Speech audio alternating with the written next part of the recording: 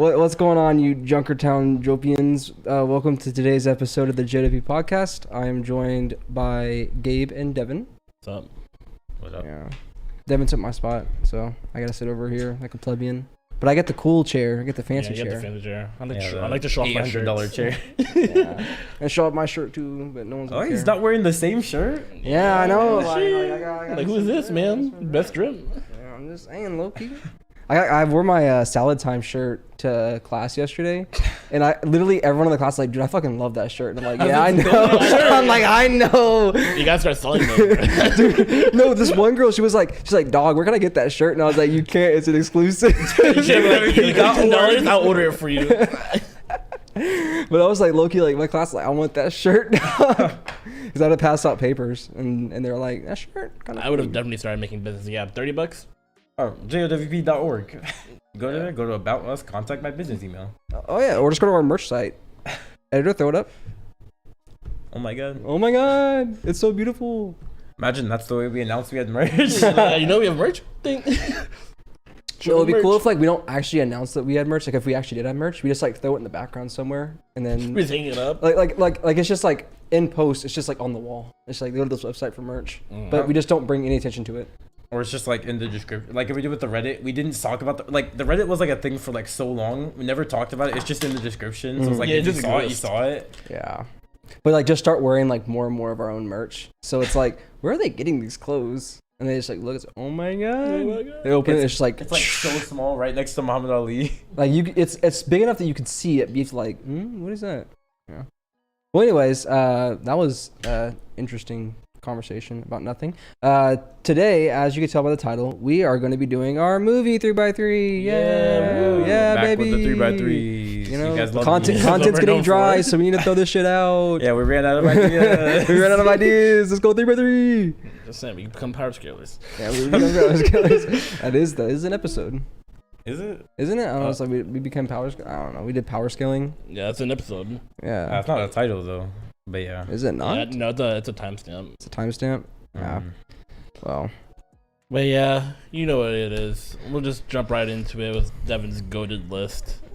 Right. Versus the worst. Let me just say before we get into this is one I wasn't too confident about. I'm not a movie goer like that. Like I watch movies, of course. I've seen a lot of movies, but I don't think too much about movies. I just like watch them. I don't really like try and understand them that much, like as much as I do with other media. So my list ain't gonna be the goated list you guys are used to. I know. Oh, you're trying to patent it out, bro. You're for me, you know your list is bad, so you're just like, but when Deven does the same thing, no problem. No, like for me, it was hard because I ended up just like I put a bunch of movies down. Like, oh, I like this movie. I really like this movie. Whatever. I ended up with like a list of like 23 movies. Yeah. And I was like, I gotta whittle it down. And I was talking to Deven. We were in Discord last time. I was making it, and I was like, because I kind of wanted to not have multiples of the same director if I could avoid it. So it's like insert director here. If I had two of them, it's like, okay, well, I got to pick one and I'll put the other one like an honorable mention or something. I ended up with 4 duplicate directors. Actually 5, but I took one of them out because I was like, I don't think this actually was good enough to make a list or honorable mention.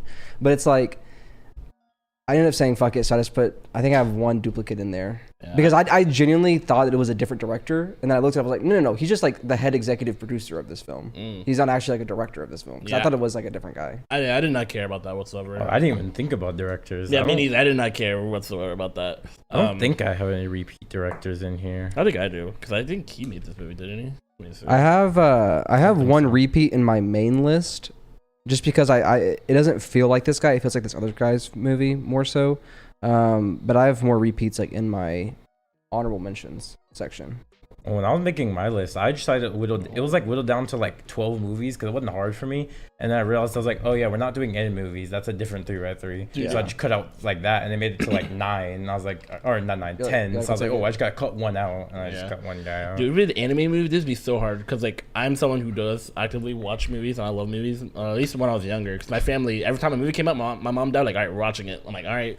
Cool. Well, the animated movies, I've seen so many of them too. Yeah, so if we added animated, I'm the exact opposite. I haven't watched a lot of anime. Well, probably more than I think, but like, if we did the anime, I would love to do animated because there's so many animated I want to put on this list, but like we're not doing this Brisbane live action. You can't talk about the anime movies without talking about the one everyone's talking about right now, the Puss in Boots. Puss in movie, Boots, bro. yeah.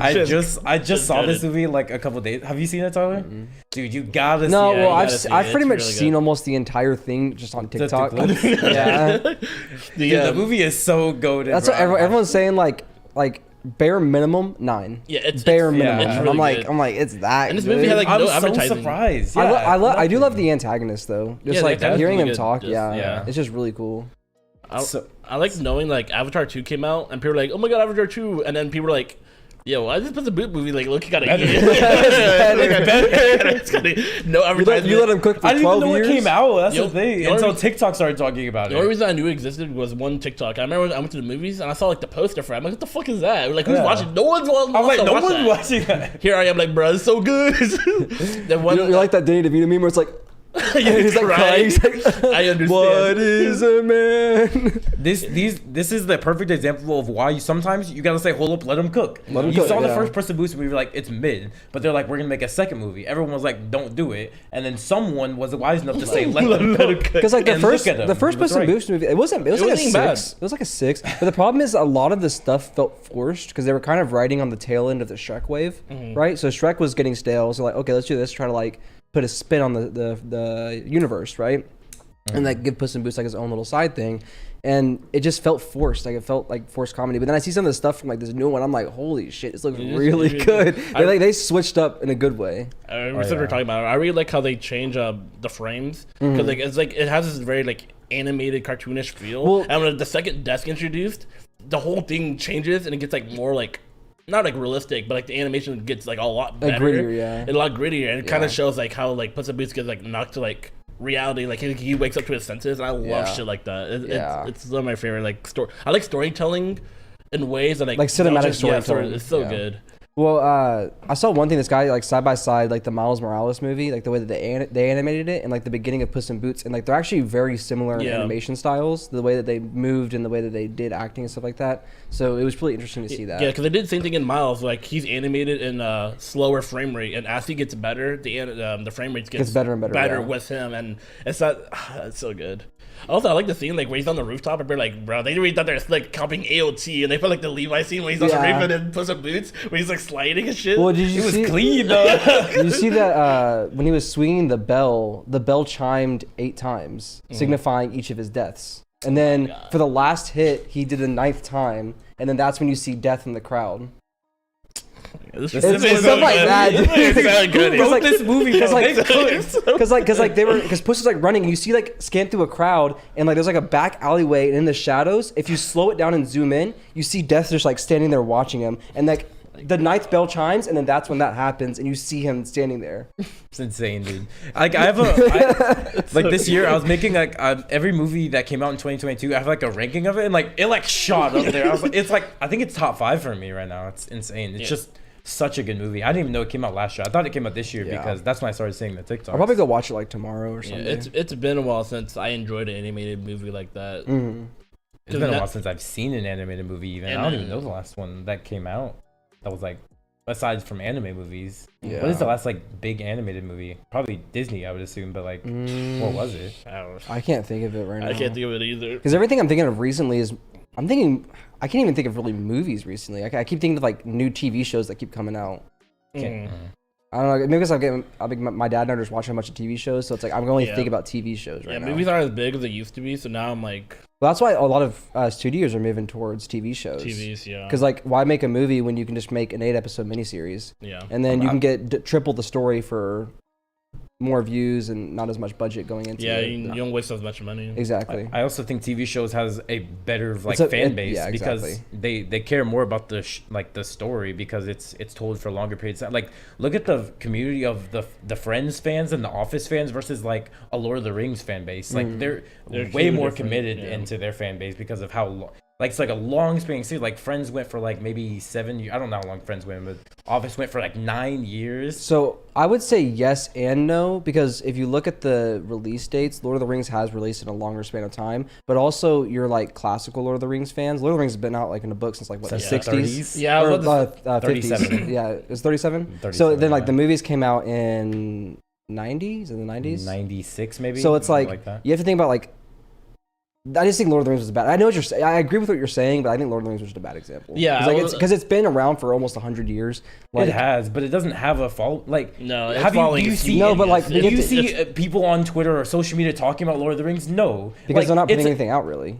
Exactly, but like neither is The Office. Neither is The Office. You can go to like I go to YouTube all the time. I see Office dedicated channels. I don't see a dedicated channel to Lord of the Rings. I'm sure there is. There is, but like you don't see it way presented, more for something like The Office, Rick and Morty, even SpongeBob has so many things. I just feel like the fans would actually just be more committed for Lord of the Rings because unless like new fans, because it's just the fact that they've lived through like the long time of it being around. Like Ash is a good example. She's like, yeah, I've been watching this series my whole life, so it's like she's in that. We're watching the same stuff, yeah, I guess, but it's not the same. Yeah. Like you're watching the same 6 movies, but like The Office has like hundreds of episodes. I don't know how many episodes it has, but like has so much more. So it makes more sense. So it's like I've watched The Office for 9 years. You know that means like consistently they've been watching. Versus I watched Lord of the Rings for 9 years. Okay, so you watch 6 movies over a span of 9 years. It's not the same. Yeah, I see where he's coming from. Like with the shows, there's so much to talk about, especially with mediums like that, where there's so many episodes and you dissect each episode. Each episode is like its own thing. So I was thinking, I see what you're saying. Another underrated aspect of it is too, like seeing the actors become more beloved in TV shows than they are in movies. Do people? Like, sure, in Star Wars is probably the only like outlier here where people really like love. Mark Hamill's known for so many more things, but like Mark Hamill and Harrison Ford, aside from the other stuff that they're obviously known for, people still know them as Han Solo and Luke Skywalker. Yeah, but like iconic. Luke, Star Wars being the outlier there. What other like franchise? Like, you don't even know the actor who plays the Avatar main character. I bet.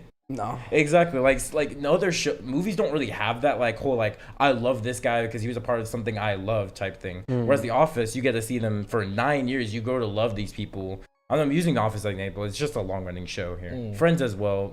Any show that's run for a long time. You see these people grow up, and then the show ends, and then you're like 10 years later, you want to see them reunite. It's just cool to see. Say, Avatar came out in like 2009, right? In 2012. Pretty sure, yeah. Okay. Either one, it would have already been 10 years ago. If they would have said we're having a 10-year reunion of the Avatar cast, no one would have cared. I'm like, okay, cool. But like, if The Office has a reunion, everyone's like, oh my god, let's go. That's what everyone's praying for. Is an I can see what you're saying. Yeah. Yeah. So I just think it's different because you have so much more time and so much more content is coming to you through a TV show. That makes sense. Well, let's stop getting sidetracked. Let's get into it. Let's actually get into it. Devin, you said you wanted to go first. Put your mid list. I always go first. Anime. Devin's mid list. Let's see what he got. Mid list. When's the last time you won, Devin? Devin's mid x mid. When the last time he won? Stop there. The last time he won the music. I won the music. Which is more recent than you. Yeah. I'm just saying. I'm always top 2. So am I usually.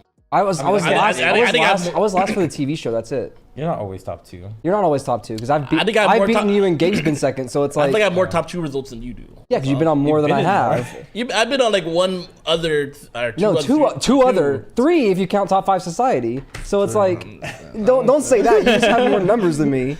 So I'm putting up more dubs or equivalent dubs with less tries. You have a better WL ratio. Exactly, I do. Devin got ratio by the fans. Because Devin has 1 win with like 5 L's. So he's 1 in 5. Yeah, Tyler is 1 in 2 or 1 in 3 maybe. Yeah, something like that. So I'm gonna say my L's are very close. Usually so are mine, but it's good your list. Yeah. Because hasn't everyone won but Eduardo? Yeah. We've done like 5. Then again, Eduardo hasn't been on for a while. Because I've won gaming and then the last one we just did, TV show. So I've won 2 and everyone's won 1. Yeah. Okay. But get into my list. The first movie I want to put on here is Back to the Future. As it is the first one. Back to the Future is a very comfort food pick for me. My dad is the reason for my personality. He basically like molded me out of clay, and he forced me to watch all these 80 movies when I was like young. So my taste is not particularly old, but I have like a lot of comfort picks where I'm like, yeah, this is a very fun movie for me. But I love Back to the Future, especially the first movie. The second and third ones aren't bad by any means, but I feel like the first one's just. Well, see, like I think the first is the best. Second definitely drops off, and I actually really do like the third because I think it's kind of funny going back to like the old west. The western stuff, yeah. It's definitely fun, but it just don't compete with the first one. No, I've never seen Back to the Future. Never crossed my radar, really. Yeah, I've always heard about it, though. I know the premise. Go back Yeah. in time. I've seen the theory about the twin pies. I love that. And like in the second movie where it's like upside down, it's like the twin towers, but it's like if you, from his perspective they're falling. Yeah. I have memories of like being like in high school and watching those videos. I think it was you and me. We were in the indoor. Yeah, we're in the indoor. and I we were was watching. the I don't think it videos. was how you see this shit. Shit's wild. Yeah, because I remember they were like, because like the reason why he's in the upside down thing is because like his back is fucked up, but it happened in like 2001 because of something that happened in 2001.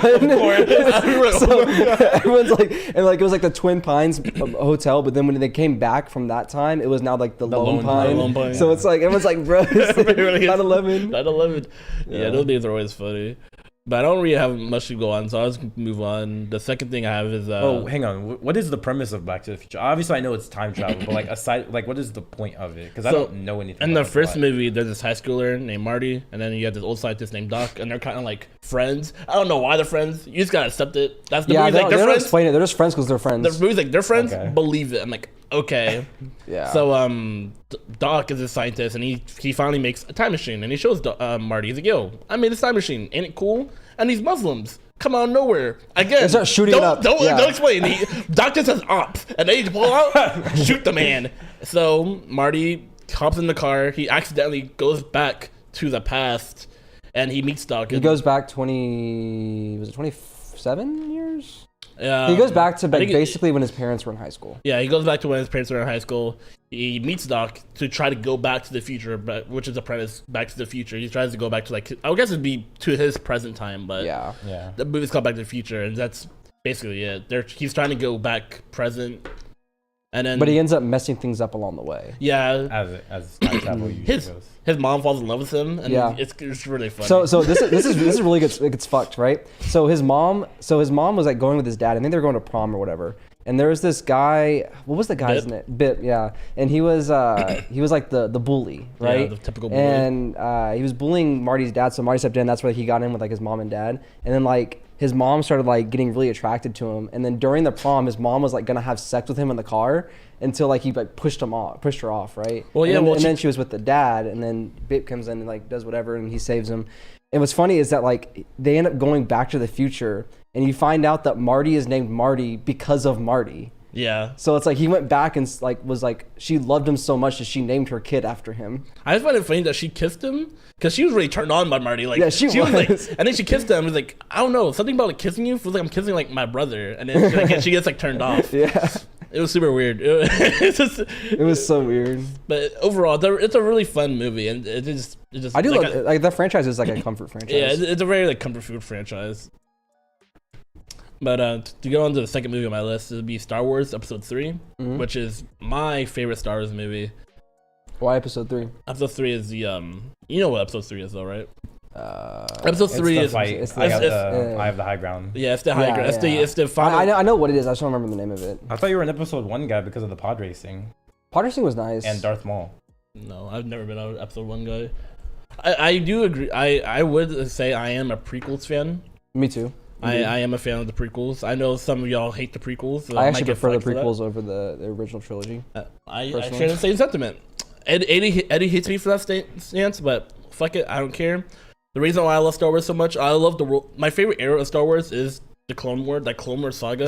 Yeah. So that's why I like things like Clone Wars.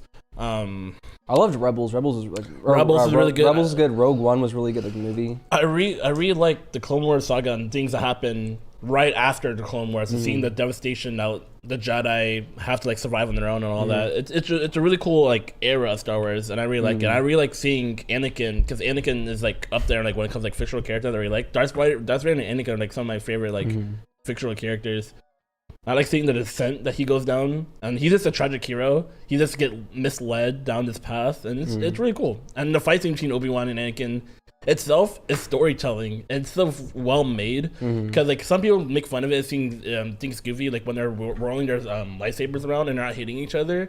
But what they don't know is that like Anakin and Obi-Wan are so close to one another. I think there's a statement out there like they can like read each other's minds. They didn't know what they're about to do before even they know it. So when they're doing that, they're predicting like, oh, he's going that way, so I'm gonna fake him out, and they're doing it over and over and over. And it's just because like Obi-Wan basically raised Anakin on how to fight and stuff. So Anakin knew everything Obi-Wan was gonna do. Yeah, and vice versa. And in that fight, I think Obi-Wan even changes up his fighting stance to throw off Anakin, because Obi-Wan has a very like counterattack base fighting style.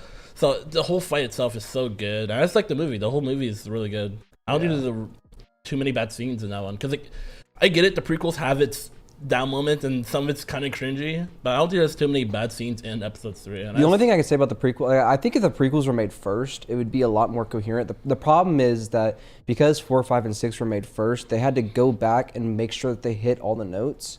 So there's times where it's slow and times where it's kind of rushed, because they're like, okay, we have to make sure this happens. Or it's like a big thing is when General Grievous was talking to Obi-Wan, he's like, I thought you'd be taller. So, what was it? It was something like, there was someone talking to someone that was like, I thought you'd be taller, clarifying that they've never met before. So then during the prequels, they went out of the way to make sure that they never met. I think it was Obi-Wan and Grievous, because like in the Clone Wars, they have definitely interacted. No, it's Grievous and Anakin. Grievous and Anakin. Okay, Grievous has never met Anakin, so. Yeah, okay, there it is. It's like, you're shorter than I thought. But, yeah, it's weird. So yeah, I get it. The prequels have its flaws, but I don't know. In my heart, I really enjoy it. I love it. I mean, it's what I grew up on. So yeah, it's definitely up there. And also, that's like Star Wars. Star Wars fights is so cool. They're so interesting. And they can't do it in like episodes 4, 5, 6, because like when it was made. But it's like since 1, 2, and 3 is made in the time where they actually have like good CGI. You have fights like Yoda versus Count Dooku, or Yoda versus Palpatine. There's cool ass fights. There's like Beyblade. He's like, it's just cool to me. I do. One thing I do love about 3 is when people talk about it, they say Anakin until the point where you could see him snap, and then it's like now he's just Darth Vader. Yeah. Even though he's not like the Darth Vader you would think with the black suit and everything. He's not in the suit yet. But it's like this is the point where he becomes Darth Vader. So after that point, he's just Darth Vader. Yeah, he was dubbed Darth Vader. Like Obi-Wan, he watches like a little hologram, and it's like Palpatine dubbing him Darth Vader. And I like the scene like where his like you actually see his eyes turn yellow, symbolizing that he's a Sith now. Yeah. And I did see one cool thing, like the whole like Eye of the High Ground. It's actually a reference to the Maul in Obi-Wan from episode 1. Talk about that. Yeah. I was actually about to talk about that. Like Anakin, he looks like he knows the story of Darth Maul. And Obi-Wan. Like 1-to-1, like he loves it. He idolizes Obi-Wan for it. So like in that scene, it kind of like shows like he knows that Obi-Wan defeated Darth Maul doing that. He's like, oh, I'm gonna do the same thing. I'm gonna do the same thing to you. It's poetic justice if I do this to you. Yeah, and Obi-Wan knows that, so he's like, don't do it. Like I live this. I know what you're doing. You're not gonna get me on my own tactics. So it's a really cool thing seeing like Anakin resorting to something Obi-Wan did, because like not only are you my master, but I idolize this technique so much, and like I know what you did, so I'm gonna do it basically. So him just resulting to do that, it's a really cool scene. The whole fight, you can break down that fight, and there's so many little. It's so beautiful, yeah. It's really good. It's something that I really enjoy, because I really enjoy the Anakin Darth Vader story, especially in the comics. Well, even take it one step further, other than like just the high ground, the fight before that, before Obi-Wan had the high ground, it was actually almost 1-for-1 the Obi-Wan. That's why Obi-Wan knew it was coming, is because it was the exact fight that Obi-Wan had with Darth Maul. So it's like Anakin was doing the exact same thing Obi-Wan was doing, and then Obi-Wan was taking the place of Darth Maul. And that's when Obi-Wan realized, like, oh shit, like I know what he's about to do. Don't do it. I have the high ground. And that's when Anakin's like, bruh, I gotta do it. I gotta do it. I got to see it through. I got to see it through. Because he's like, that's like you said, like he grew up idolizing Obi-Wan. Obi-Wan is like the master Jedi in his eyes. He's everything to him. So he wants. Well, he is, but it's like in Anakin's eyes, like Obi-Wan is everything. He's my entire world. And because I'm going down this path, I need to destroy my world. But I want to do it in a way that honors him. Yeah. So I'm gonna beat him the way he beat other people. And not only that, it was kind of like a pride ego thing. Because at this point, like, not only do I idolize you and you're everything to me, I've now surpassed you. I am better than you. I'm better than you. So watch me do this to you. And it's just beautiful. It's a really good scene. I need to rewatch the series again. It's so good. Yeah, I rewatch that fight constantly. I've seen so many like people breaking it down. It's a really good scene. Yeah. If you rewatch, are you gonna watch everything or just That's what I do. Just the prequels or just the movies? When I rewatch the series, I watch the series. So you're gonna watch the shows too? Mm-hmm. Damn, it's gonna be a minute. I like binging. Andor, I like binging Kenobi, stuff. Book of Boba Fett, Yep. Mandalorian. Yep. What's the other one? Clone Wars. Clone Wars, Rebels. Rebels is so good. Like Rebels, like I love Rebels. People be dogging on it. I'm like, why? Dogging on Rebels, but Rebels is so good. Like there's a scene in Rebels where Obi-Wan he has his last showdown with Maul, and like oh yeah, the exact. I know what you're talking about. Yeah. And he takes the three stances of like what's his first master?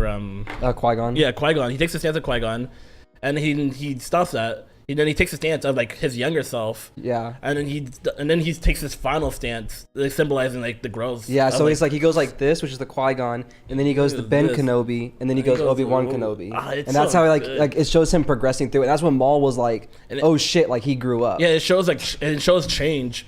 And to opposite of that, Darth Maul loses because he never changed. He has this one track mindset to the point where he fights Obi-Wan, he does the same thing he did against Qui-Gon.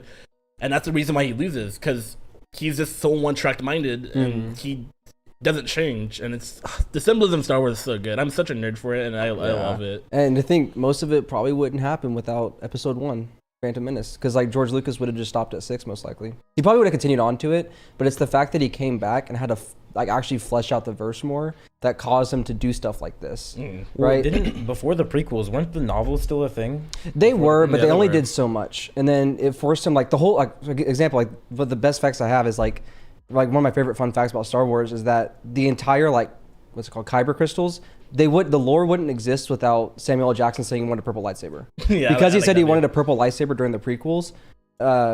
George Lucas was like, yeah, let me go ahead and like make it make sense, and that's when like the entire lore of the kyber crystals came out. Of course, Samuel Jackson, what's a purple one? Yeah, because the statement was like, I just walked up to him like, yeah, I want a purple one. He was like, okay. Yeah, Samuel Jackson asked for something, he gets it. Well, because the whole thing is like Samuel Jackson like made it make sense to George Lucas. He's like, okay, so blue and green is good, red is bad. Or he's like, no, he's like, what's the lightsabers mean? And George Lucas was like, blue and green is good, red is bad. And he's like, wouldn't it be cool if I had like purple? So it's like blue and red. It's like a little bit of good, a little bit of bad. I want purple. And George Lucas was like, you're kind of spitting right now. Let me write that down. He's cooking. And then he just made the whole lore about it. Yeah, because if I remember correctly, people still debate this topic to this day about Windu's lightsaber, because what they believe that Jedi don't have feelings whatsoever, but like what the Jedi actually preach is like, how do I explain this?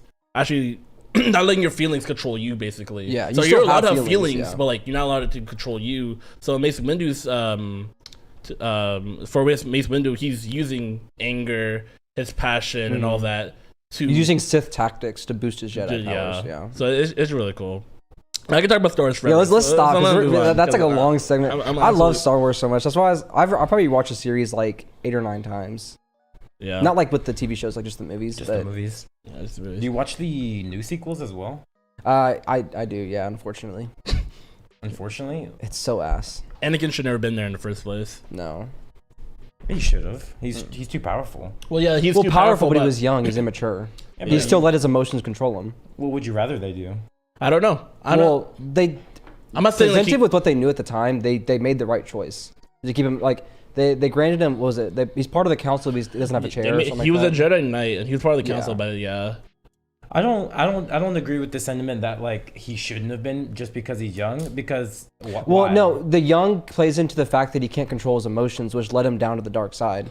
Yeah, but that's hindsight saying that. At the time, they don't know. They're just assuming, oh, he's young, he can't control. Obi-Wan told him that he cannot control his emotions yet. Yeah, I think Obi-Wan said it, but does he know it? Yes, he raised Anakin. I think it was Yoda's. But maturity comes with power a lot of the time. So you give him it power, can, he might but mature. Obi-Wan knows him well enough, and I'm sure there's probably some kind of like forced explanation where like he can like feel his intention or something. Well, I think it was Yoda himself, because Yoda.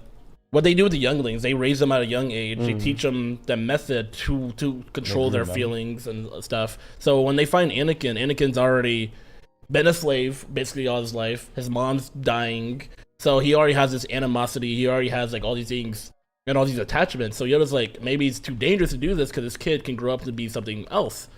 And with hindsight, he later does. His mom dies. He kills all those sand people, and he's basically being led by his emotions, and Palpatine's basically like amping that up. So I guess it was hindsight. Yeah, you can make the argument, but like Yoda has said, like maybe we should. They all would have known. I mean, with ultimate hindsight, it's still the right decision, regardless. Yeah, it's still regardless, because it all worked out in the end that he became Darth Vader. Exactly. Yeah, people said like with him becoming Darth Vader, he technically bounced to the Force, because that was the chosen one's prophecy, is to being bounced to the Force. Yeah. Rather his light side or a good side, because at the end of the movie, I think there's only 2 Sith left and only 2 Jedis left, which is Obi-Wan. Well, there's always 2 Sith, which is why Dooku had to die.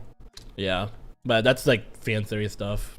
No, that's like confirmed, isn't it? I mean, there can only ever be 2 Siths because to become a Sith, you either have to kill a Sith or a Sith dies and you're dubbed the next Sith. There's only like 2 Siths. I guess in the movie canon, but like there's like plenty of Siths. Yeah, like, I was gonna say because I know from Legends there's so many Siths. Well, yeah, Might be a over movie. time, but I think like at a time. No, like No, at a there's- time in Legends there are so many. Yeah, Sith there's existing at the there's same a whole time. like council of them. It's insane, but Not to mention just like the stuff with Starkiller and Darth Vader alone. yeah. Yeah. But those are all like different things. That's why. Well, like, in movie canon. I mean like technically, Sith Lords. So it's like you have Yeah. Siths and Sith Lords. Yeah, there's still in like Legends. There's so many There's Sith. so Okay. many. I don't Like everyone you think like in Star Wars Legends, everyone you know to be like a Sith Lord, all are alive at the same time. Like Grievous, Dooku, Darth Vader. Yeah, they're all alive at the same time.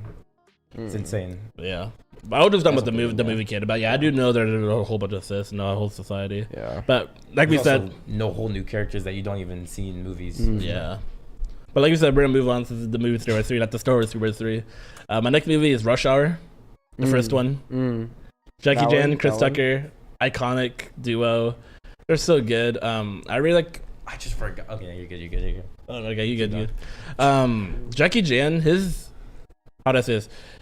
His devotion to stuntmanship is so like, I don't know if it's like underappreciated, but like I don't think it's appreciated enough because like he does every stunt on his own.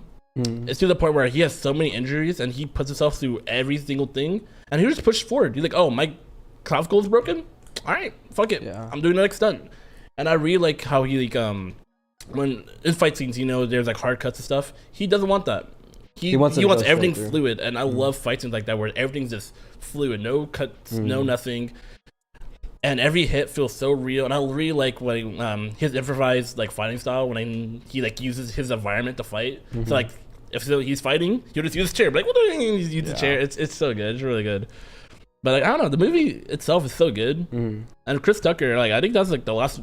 Rush Hour 3 is like one of the last movies he did. I think if I read that, Isn't there a new Rush Hour coming out? Yeah, Rush Hour 4. They just started like I think a couple months ago. yeah, I see on Twitter people are like, I don't know if we can make a Rush Hour 4 in today's climate. No, If you watch those first 3 movies, they're like just throwing like shots. the whole thing was like, who are you? I am you.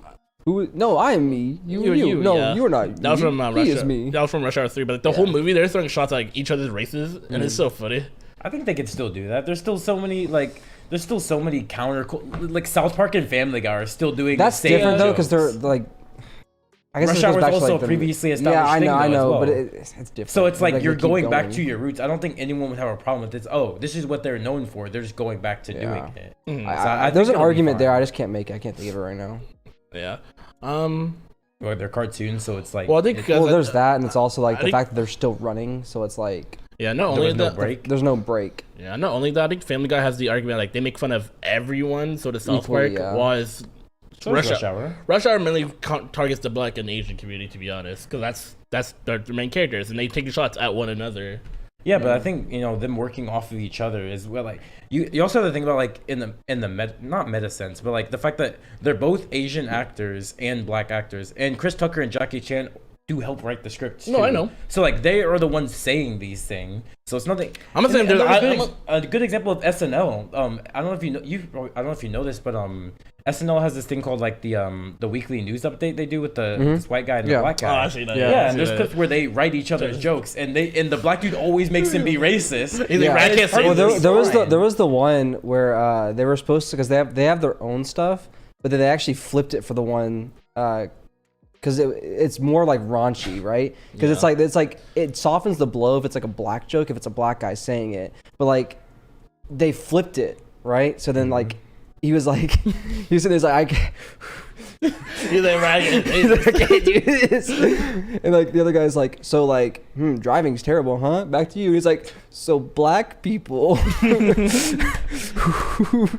That's why, like, I think it'll be fine as long as like everyone understands, like, because in SNL, no one complains about those jokes. No one's like, oh, he's being racist because they know the other guy wrote it for us. So I think if people just, I think the whole like this generation is soft now is very overplayed. It and is not to an extent. To an extent, It's not as true as people say it is. Sure, there's gonna be people who complain about it, but it's not gonna be enough to make them like not want to do it. But that's the problem, though, is that the people that do complain about it, it's that vocal minority, and who does Hollywood listen to usually? The vocal minority. Maybe So it sometimes, makes but- you wonder, like, even if they did go back to the roots, when they continue Rush Hour 4 and they make it, is it gonna be back at the roots, or are they gonna try to take the safe route and go like the PC way? Knowing Chris Tucker, I don't think he'd want to take the safe route. Yeah, and yeah. Jackie Chan's a pretty chill guy. He's I up don't for whatever, think, yeah. Yeah, I think he's Yeah, fine. he looked at the camera like, my nigga. He's like, what's up, my nigga? He's like, what'd you say to me? I love those. They're really good actors. Yeah. I really like their duo. They're really funny. So I think if Rush Hour 4 is worse, it's because Chris Tucker or Jackie Chan decided to. I don't think ultimately Hollywood put that pressure on. I think they decided to. Because I think ultimately they have the say. And like, this is their movie. Like, kind of like Ice Cube has Friday. Like, this is theirs. I think they have the ultimate say in it. So I don't think anything that they don't want to happen won't happen here. So if it is worse, it's on them. It's not on Hollywood. Exactly, yeah. Yeah. But yeah, it's a really fun movie, so that's why I put it on my list. Yeah, so many good moments. It's such a clippable movie. Yeah, it is. Like, there's so many times where I just see it like on TikTok, and it's just a scene. But what was I say? Before I made this list, I went in my movie bag. I rewatched so many movies because there's so many movies I really like and I really enjoyed. But like, it's been a while since I've seen Rush Hour, so like, let me see, does it still hold up? And it does. It made me laugh throughout the whole movie. So yeah. But next movie on my list is another movie I rewatched not too long ago. It's Chronicle. That's crazy. That's a good movie. I never took you as a Chronicle guy. Oh, I love Chronicle. Found footage movies. I was telling Tyler because I was watching it in Discord while we were doing something. I really like the found footage aesthetic of Chronicle. It makes you feel just like you're in it. Yeah. And found footage movies allow you to do like these fantasy or like spectacular like what's the word I'm looking for? Ideas, but they make them feel more grounded. And I really like that fact. I was telling Tyler for the main character, they just casted like, all right, have you thought about shooting up a school? All right, we need you. Yeah, you're in. You're in. You're in. You got the job. You got the job. Because like he's such an awkward character, but it works so well in this movie. Like you believe this kid. Because they are awkward, and they are you make you believe like this kid is awkward, and he might become a school shooter, and he. Effectively did. He effectively did. It's like the school shooter on like a higher level, like the next level evolved. Yeah. I totally forgot Michael B. Jordan was in this movie. I didn't know. You were telling me that. I was like, no shot. I looked it up. I was like, what? It's pretty old movie. It's an older. He's skinnier. He doesn't have his iconic fish rate. He has like the one mustache like I do. And I'm like, bruh. He wasn't the Michael B. Jordan we know now. He was just Michael B. Jordan. So it was super funny. The whole cast is really good. The premise is amazing. I really like how they have powers, and when I think about like that movie, I'm like, oh, this would be kind of cool. Like, what if I got powers? I could see us just like, if we got powers, we'd start recording. Like, all right, Tyler, let's see if we can push this car, and he's like, all right, watch this. That's when like Eduardo's asleep. We like take his bed out on the street. And you just pick up like 3 cars. Eduardo's like, They start getting contests like who can do what better. I'm like, I can see us doing that if we got powers. Yeah, it'd be really fun. It's a really fun movie. The ending was pretty cool, like the final showdown. I kind of like thought it was weird they just cut off Michael B. Jordan's character. Like it made sense like in the story, but like he was just up there and he got struck by lightning. I was like, what a sad way to die. Yeah. I was like, okay, he's dead now. Yeah. Well, I think it was supposed to be like this is like a theory. It's not it's not confirmed, but like it was like bringing balance to the world is what people theorized, that like there wasn't supposed to be 3. 3 is an unequal number, so they wanted it to be 2. So yeah, I think it's also implied that like he technically like unintentionally brought down the lightning. To kill himself. Because I think there's a statement like in their like city, lightning never strikes down or never touches down like in that area they're in. So yeah, it's whatever. But overall, still love the movie. Still really good. It holds up in my opinion. So.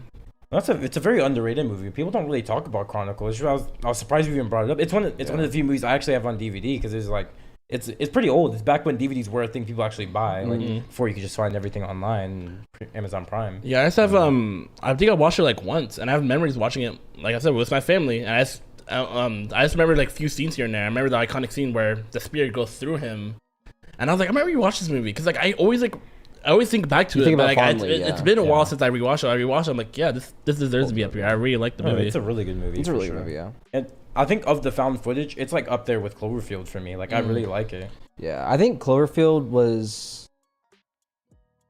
I don't know why, like Cloverfield, like the just purely just the cinematic aspect of the way that they did the found footage, it felt a little more real. Oh, for sure. Yeah. I mean, like because like there, I don't know, just something about it just felt more like. it felt like I was actually in the building, like I was actually in the apartment building when it was falling down. Right. Whereas Chronicle, it's like I'm just like a viewer. Yeah, you're like part of it. I agree. That's like the difference. Like Cloverfield's like the gold standard for found Cloverfield's footage. like, oh, I'm in this movie, and like, you know, I'm like the guy behind the cameras. Is like kind of how you feel. Yeah. Whereas Chronicle's like, I'm just watching this guy's YouTube video. yeah, exactly. of course. I'm watching the Logan Paul go through the Yeah, I'm the watching forest, the yeah. vlog. Which kind of makes sense because the way they recorded, like he's just carrying a camera around, and then like it's as if like you picked up this camera and you're just like rewatching like their like memories and stuff. So It's like they hit different like They hit feels. different spots. Yeah, different niches. But they're both equally good. yeah, Yeah, really yeah. good. Well, they're maybe both- not equally they're both good, really good. but they're both good. Yeah. Yeah, they're really good. So moving on, this is one of our, I guess, newer movies because all the movies I mentioned are either like 80s or like these older movies. Chronicle's not that old. Chronicle's like 2005, I think. Yeah, it's like 2005, I was gonna say 7. 05 or 07, something like that. Yeah, so it's not that 07 old. sounds right. Yeah. But one of my newer movies is Deadpool 2. I was in The second one. I was really? debating for the longest time between 1 and 2. And I think like the thing I've came to agree, I think Deadpool 1 made me laugh more, but I like the premise of Deadpool 2, and I like the cast more in Deadpool 2. So I went with Deadpool 2 because like I like the overall story, and Deadpool works so well with this overall cast he's in. Even though Deadpool 1, I did laugh more in Deadpool 1. I kind of like the gags more a little bit. So I don't know if that's a hot take or not. I think it kind of is because I've always debated people about this like Deadpool versus Deadpool 2 thing. Because I'm me personally, when it comes to Deadpool, I love the Deadpool movies. I really cannot pick between Deadpool and Deadpool 2. I view them very equally, and I never want to pick a favorite. And like everyone I talk to, like Deadpool 1 is clearly better than 2. I'm like, it's not clearly better. Yeah, it's not clearly They just better. do things differently. Like Deadpool 1 is a whole introduce an origin story. Yeah. Deadpool 2 is he is Deadpool now. Yeah, let's you- give he's him established, Let's yeah. give You him can- a storyline. You can hit the ground running. They're so different. Yeah, with Deadpool 1, it is a little bit slower because, like you said, it's an introduction story. While Deadpool 2, you hit the ground running. You already know what he's all about, and now he's surrounded by this colorful cast. Yeah, Deadpool was going to make my list, so I had to choose between the two. So I was like, I don't want to do this. But I overall went with Deadpool 2. It's a really fun movie. Like I said, I liked all the characters. You got Domino, Cable came in. It's Yeah, that one guy. yeah, Thanos. It's really good. Is about the kid? No, like this the Romanian? dude. The dude. dude? Oh, That- talking about the regular dude. talking about the Indian guy that drives. No, like the white dude. Oh, Peter? Yeah, Peter. Oh, yeah. Peter. He was just like going down. Didn't he like hit like a sign and then go to like a wood chipper or something like that? Well, no, No, someone. he landed perfectly fine, and then I think someone hit him and knocked him into the wood okay. chipper. Well, I think the scene was because he landed fine, and so he went to go save someone who landed in a wood chipper, but like their ability, like they had like acid. Oh, the vomit spit so guy, like yeah. since he was getting shredded, he spit acid at Peter, and Deadpool like, "Oh, Peter, you're the only one better than us." And then wasn't the invisible guy just like Brad Pitt? Yeah, randomly Brad Pitt. I'm like, why is he in this movie? One thing I'll say though, I don't know if anyone ever. I know Jose caught this because I was talking to Jose about this. So the Brad Pitt cameo in Deadpool is like it was like a favor Ryan Reynolds asked of Brad Pitt. He was like, "Hey, I'll do you a favor. I want you to cameo in my movie, and any movie you choose, I'll cameo in it for you." And I finally saw the movie that Ryan Reynolds cameoed in. And I was like, "That's so cool." I got to see both of them. What movie was it? It's Bullet Train. Oh, Really? Okay. So if Oh. you guys ever watch Bullet Train, It's on my list. I might watch it here soon. Yeah, it's on my list as well. I thought it was so funny. I was like, I found the movie. You're like, hey. That was really interesting to me. And also for Deadpool 2, I know it's not my list, but I want to talk about it as well. You got it? I think Deadpool 2 jokes, age better than Deadpool 1's jokes. I think Deadpool 1's jokes in the theater definitely hit maybe a little better, but I think Deadpool 2's jokes have better rewatchability. I would agree. I would agree. Yeah, Deadpool had to make my list because Deadpool is one of my favorite Marvel characters. If you know me, I'm a huge Deadpool fan. So seeing these movies come to life, I'm like, they hit the mark both times, and they're so well made. I really like the care that Ryan Reynolds has with Deadpool. I like the steps he takes to like not only researching the character, but like he didn't have to do too much because his mannerisms are kind of like similar. So people are like, "Yo, is Ryan Reynolds just playing Deadpool, or is he just playing himself?" I'm like, He's playing himself. Well, that's what we talked about like forever ago. Like perfect castings in movies is Ryan Reynolds Deadpool. That's Yeah, one of the perfect castings. it's a really cool comparison. So seeing one of my favorite characters get done so rightly, it's just, I love it. Holds a special place in my heart. To move on to another movie that has another comedy movie. It's Anchorman 2. Anchorman 2 is a movie I can watch over and over and laugh at each gag, no matter how many times I watch it. There's a gag in it. I forgot Kanye's in this movie. Kanye's in this. Kanye's Never. I've never even seen the movie. I didn't know that. Anchorman's. I'm trying to survive the plot of Anchorman too. Is that a Will Ferrell movie? Yeah. Is he the guy? Will Ferrell, Steve Carell, Paul Rudd. Steve Carell's in it too. Yeah. Who else? There's one more. There's this one guy. He's in The Office. He plays the It's that one. It's the guy that kind of like, bullies yeah. Michael, but like he thinks It's like he's his Todd? friend. Todd Yeah, Packer? Todd. It's that Packer, actor. yeah. It's that guy. So that ensemble cast is so good. Yeah. They're all playing off each other. I've only seen Anchorman 1, but it was like a really funny movie. Yeah, Anchorman 2 cranks up everything you love about Anchorman 1 and just brings it to absurdity. Like they're like, you know what? We're not making this movie grounded anymore. It's absurd because in the final fight, there's a fight scene, and it's between them because like it's a Anchorman's he's part of a new news broadcasting crew. So he's finding like other like news sections. So he's finding like entertainment news, and then MTV and Kanye's part of like the MTV crew, and then these other news broadcasting crews, and they're all fighting. And there's a scene where like Steve Carell character, he gets like a space laser, and Will Ferrell's like, "Bro, where'd you get that space laser?" And he starts laughing, and Steve Carell just starts laughing. And he doesn't answer the question. He just has it now. He just got it. It's in his arsenal. It's very random, haha, like slapstick, funny humor. I really like that, especially when you do it like well, where it's not like just kiddish. It's actually like funny and well made. Like there's a scene where Will Ferrell's character, he has a dog. I forget what happened. I think he fights a dolphin to the death. Because I think the dolphin, it's a shark. He fights a shark. Because Will Ferrell's character is like blind basically, and he goes in the ocean and there's a shark out there, and the dog goes out there and saves him. It's random, and it's funny. Yeah. But it's funny, and I love Random, but it hits. Yeah, it's just funny. I could not describe the plot to you, the movie, because to me, I even forgot what the plot is. I didn't rewatch it because I just know I love it, and I just rewatched the fight scene over and over because it's hilarious. I think Will Smith is also a part of it. Yeah, Will Smith is in it. It's a star-studded cast, and it's just funny. It's random. But to move on. That was a weird pause. It's random. It's random. It's like you were loading and It's random. you're like, menu, next item. Alright. Anyways. I mean, I have to do that sometimes when I talk, because when I talk and ramble, I have to like slow myself down. Like, oh wait, alright, we're done here. Think about what you're about to say next. So you're not like saying nonsense. The next movie on my list is Men in Black, the first one. A lot of first ones on here. Because like for some reason Actually, the first. not really. I don't know why I said that. Well, yeah, because there's only Rush Hour 1, Back to the Future 1, and Men in Black 1. Yeah. I mean, what I meant to say is a lot of continuing movies here. Like no stand. Yeah, I don't think you haven't had one Chronicle? standalone movie. Chronicle is like the only one. Yeah. Yeah, Chronicle and the next one I'm about to talk about. But Men in Black, iconic series. Enough said. Yeah, it's not. I don't know what else to say about it other than Will Smith, and I actually forgot the other actor's name. Bridges. Yeah, Yeah. Jeff Bridges. So good. The duo is just crazy. I know there's a common complaint, like people were saying, like after the first one, it kind of fell off. I can see it. My only stale. thing is I think Men in Black 2 is bad, but I don't think Men in Black 3 is bad. So I can see the argument where people say it fell off, because I know a lot of people like to say that like if the second movie doesn't live up to the first movie, they'll say it just fell off. That's just how it is. Yeah, but I think the third movie is a perfectly good like addition to the franchise. Yeah, I think 2 definitely is a miss. I really like the story of 3, but like I don't know, there's sometimes where I'm like, it's a little slow and I get a little bored in the movie. Yeah, for sure, it's not as good as 1. Yeah, it's not as good as 1. 1 just feels so iconic, and I did rewatch. I rewatched that last night. I rewatched all 3 movies just to see like, do I share this sentiment? Like, this is the best one, and it is. I mean, it's only 90 minutes. It's so short. I didn't realize how short it was. It's so short. A lot of Will Smith movies are actually really short, like than you'd think. Yeah, so I rewatched it. It held up. I really enjoyed it. Every joke lands. I really like seeing Will Smith interact with like these aliens. Will Smith is an actor I really like. I like all his side comments, all his like little like all his humor just lands in my opinion. I really like him as an actor.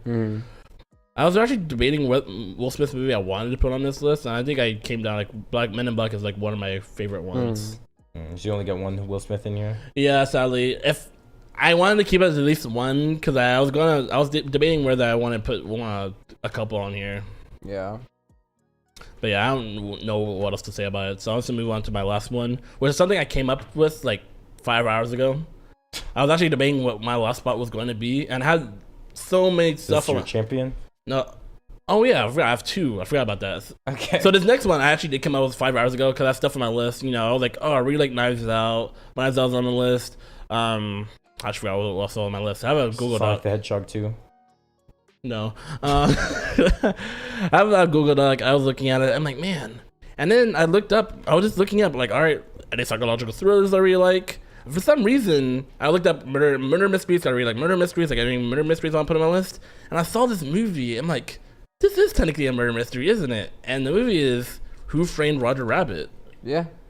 I was like, and I realized I'm in love with this movie. You mean technically? I mean, just straight up. It is. But like when I think about it, I never think about it as that. I think But it's a silly, goofy movie. Yeah. And I forgot I'm in love with this movie. I am a huge fan of 2D animation, and so seeing the work that they did to blend this 2D animation with real life and do it flawlessly is so I believe gorgeous. it was the first to ever do it, or one of the first to ever do it. Maybe. In the way that they did it. And the way they did it, yeah, because I Yeah. think it came out before Space Jam. Yeah. Which Wait. Space Jam? Oh wait, Michael no, Jordan? wait, No, it that's not didn't. true. Yeah, I said that like that's not true. That is not a true statement. But the way they did it, the way they went about it is different though, and I really like it because I'm a huge fan of 2D animation, especially like the rubber hose era, like 1930s, 40s animation. They're saying that so well, and back in the day, PG meant something different. Did it actually come out for Space Jam? 1988. Really? It's an 80s movie. I thought it was a 2000s. No, movie. you said that and I was like, that's wrong. I'm pretty sure it's an 80s movie. Well, I knew Space Jam was definitely Space Jam's a 90s movie. 90s? Michael Jordan's bald. He was not bald in the 80s. Yeah. I mean, he was. It was 96. It was 96 when 96. Space Jam came out. Because you said that, I was like, no shot. Like, Roger Rabbit's like an old movie. I know it was an old That's why I was movie, like, that's why I was like, but it was the first to ever do like the 2D, 3D thing.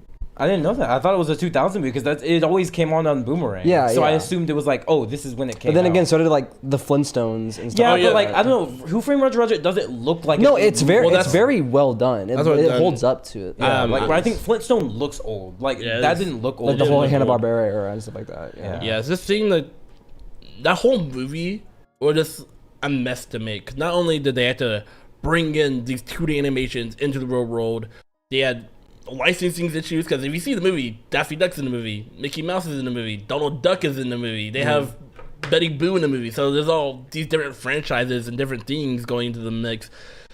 Just watching that movie is so. Just seeing the work that went into the movie, I just love it. I love everything about it. The main character is kind of funny. I like seeing like what PG was back in the day because they were cursing in that movie. Yeah. And seeing like Jessica Rabbit in that movie and this PG movie, I'm like, what are we doing here? Yeah, Like, I mean, that is this Jessica a PG? Rabbit definitely sparked a lot of things in a lot of young men watching that movie. She Are still you one does. of them? I am I definitely am one definitely of them. one of them. I can That- tell you that like, I much. remember, I distinctly remember I was in second grade and I watched that movie on TV. I was sick from school. I was homesick from school and it was on TV and I was like, whoa. I was like, what else she has to I mean, see maybe me? I'm a rabbit. I'm just saying. Maybe, I was like, hey, maybe I'm a rabbit. Like, please. Please. But yeah, the detective, he's like, he's like washed down. He's a drunk. Yeah. I find that hilarious. Just the whole movie alone, I really liked it, and I don't know how I forgot it because I remember knowing I used to like it, but since it's been so long since I watched it, I'm like, oh yeah, I forgot. I actually really like this movie. I've seen so many movies, and my memory ain't the best. So sometimes, like, oh yeah, I actually forgot about this. That's why, like, when we make 3x3s, I like knowing in advance, so I can like go to like my catalog, like, oh, let me see like what I actually really like. And this almost escaped my list, just like how the Muppets escaped from my TV show 3x3. I really wanted to put the Muppet Show on there because that's what I grew up watching, but I totally forgot about it. Yeah. But yeah, I can just move on because I don't know how else to talk about it, just other than I really like the movie. Yeah. But to move on to my GOAT, this is a no-brainer in my opinion, is The Dark Knight.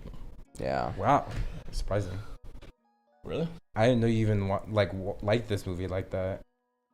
Like, I knew you watched it, obviously. No, I'm not sitting here like, oh, I didn't know you've seen it. Like, I know you've seen it. I didn't know you. But the fact that you put it as your goat. Yeah, oh, okay, Yeah. I guess. Yeah, I rewatched it so many times, and I don't know, just the whole movie, I just really like. Something about Heath Ledger does something to me. Something. Something about it. Like, people say it's like the best Something about best typecasting for a role ever. Well, it's not even just Heath So- Ledger alone. I like Heath Ledger with The dynamic of him and Christian Bale. I really like that dynamic. I really like seeing the little things he does, like in that one scene where he's in the like little penthouse and he doesn't drink whatsoever. I like seeing like how what's the word, methodical he is. Yeah, methodical he is. Yeah. And I really like seeing the little things he does, and because the method. I mean, that's what it was. Is like he had to get into character, so he method acted as the Joker. Yeah, because like when he's what every Joker actor does. Yeah, it's so funny. I feel like everyone just copied Heath Ledger. They want to be Heath Ledger so bad. Oh, Heath Ledger did it. I gotta do it now. Because I guess like when people think about Joker, people think about not only Mark Hamill but also Heath Ledger. And he kind of set this gold standard for like that's how you play the Joker. He's not the perfect Joker by any means, like, but like he played a really good Joker. And I really like that. I really like when I said like when he throws out the drink. I like how he kind of like mirrors Batman because I think the same. I don't drink on the job. And he kind of does the thing. He throws out the drink as well. I think if I remember correctly, but I really like stuff like that. Like the whole thing with like his prosthetics where he kept licking it, which like made that kind of like him just licking his lips because he kept moving the prosthetic. I think the drink thing just showed it. I think part of the Dark Knight is so good is the shows that Christopher Nolan understands the characters as well. He's the guy who directed the movie, and he made sure to show the parallels between Joker and Batman. Yeah, which is like they're like the two sides of the same coin. Yeah, key part people miss so much about the Joker and Batman of why they're like such a 1 and 2 like kind of matchup and why they're such a good villain and hero like dynamic is because of how similar they actually are. Christopher Nolan understood that. Yeah, Joker comics are some of my favorite comics to read.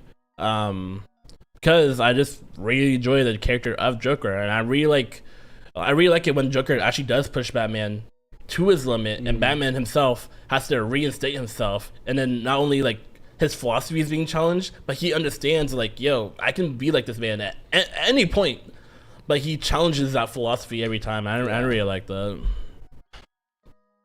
Yeah. But can we talk about for a second, like, so you said he's not the perfect Joker. Who do you think is your favorite Joker? Like, aside from comics, right? Like, what's your favorite adaptation of Joker that you've seen? My favorite adaptation, I think it is. Let me think about this. Because for me, I think it is the Arkham. The Arkham series. Love the Arkham Joker. I think it's between him or the animated series from. Which one? It's with Mark Hamill. Yeah, Mark Hamill. It's between the two. I think Mark Hamill's is a little too goofy at times, so I might put the Arkham series above that. So I had to think about it because I'm playing scenes in my head, and like even though I really like Mark Hamill's Joker, there are some times where he's just a little too goofy in my opinion. But like in the Arkham series, even though, sorry. What? Sorry, method acting. I'm the Joker, baby. Even though there's like two different Jokers in the Arkham series, because there's Arkham Knight Joker. Like, I was trying to get like technically continuity wise, it's really complicated in the Arkham timeline. But like continuity wise, they are technically the same series. But like, what's the one where Troy Baker is the one in Arkham. Yeah, I was supposed to say, I'm like, Arkham Origins? Arkham Origins. Arkham Origins is Troy Baker. Which one's the one where he like blows up the building in front of Batman? He's like, that's Arkham Origins. That's Origins. Everyone loves Origins Joker because he gets way more screen time than he does. Then I think it's that one because I think that's the one I played the most, if I remember correctly. And when just something about that Joker, because what I love so much about Joker is like how much he tries to like push Batman or break people. He challenges their philosophy every time, and that's what I love. Because I like seeing people go up against this madman and seeing them struggle against wherever the Joker is trying to put him against. So I think that is my favorite iteration of the Joker. Arkham Joker. All right. Okay. So that's your list, right? Do you have any honorable mentions? Because for me, when going into this list, I was surprised you didn't have something like The Truman Show in there or even The Mask. Because you said you're a Jim Carrey fan, so I'm a Jim Carrey fan. A Jim Carrey movie would make the list. Yeah, I love both those movies. The Truman Show is on my honorable mentions. Let me go to open my Google Doc real quick because I actually have like a lot on my list. But I know Knives Out was on there. Knives Out was like, I don't know if it's a recency thing, but I really, really enjoyed Knives Out. Knives Out was really good. I just remembered everything on that made the honorable mentions list eventually made it in like, because all it was just like trilogy movies. So I was trying to figure out debating which of the movies were on my list. But Knives Out is definitely, and Knives Out and The Truman Show is definitely like an honorable mention. I think that's and one of the Saws. I was like, one of the Saws have to make my list. But I don't know, maybe like the first 3 are like the best Saw movies. Yeah, I was like, one of these so has to between make one of it, those. but then I realized like I didn't have enough room for it. I just I cut it out. So I want to shout out. I think it's the third one I really like. I think I like the second one a lot. Is that the one with the house?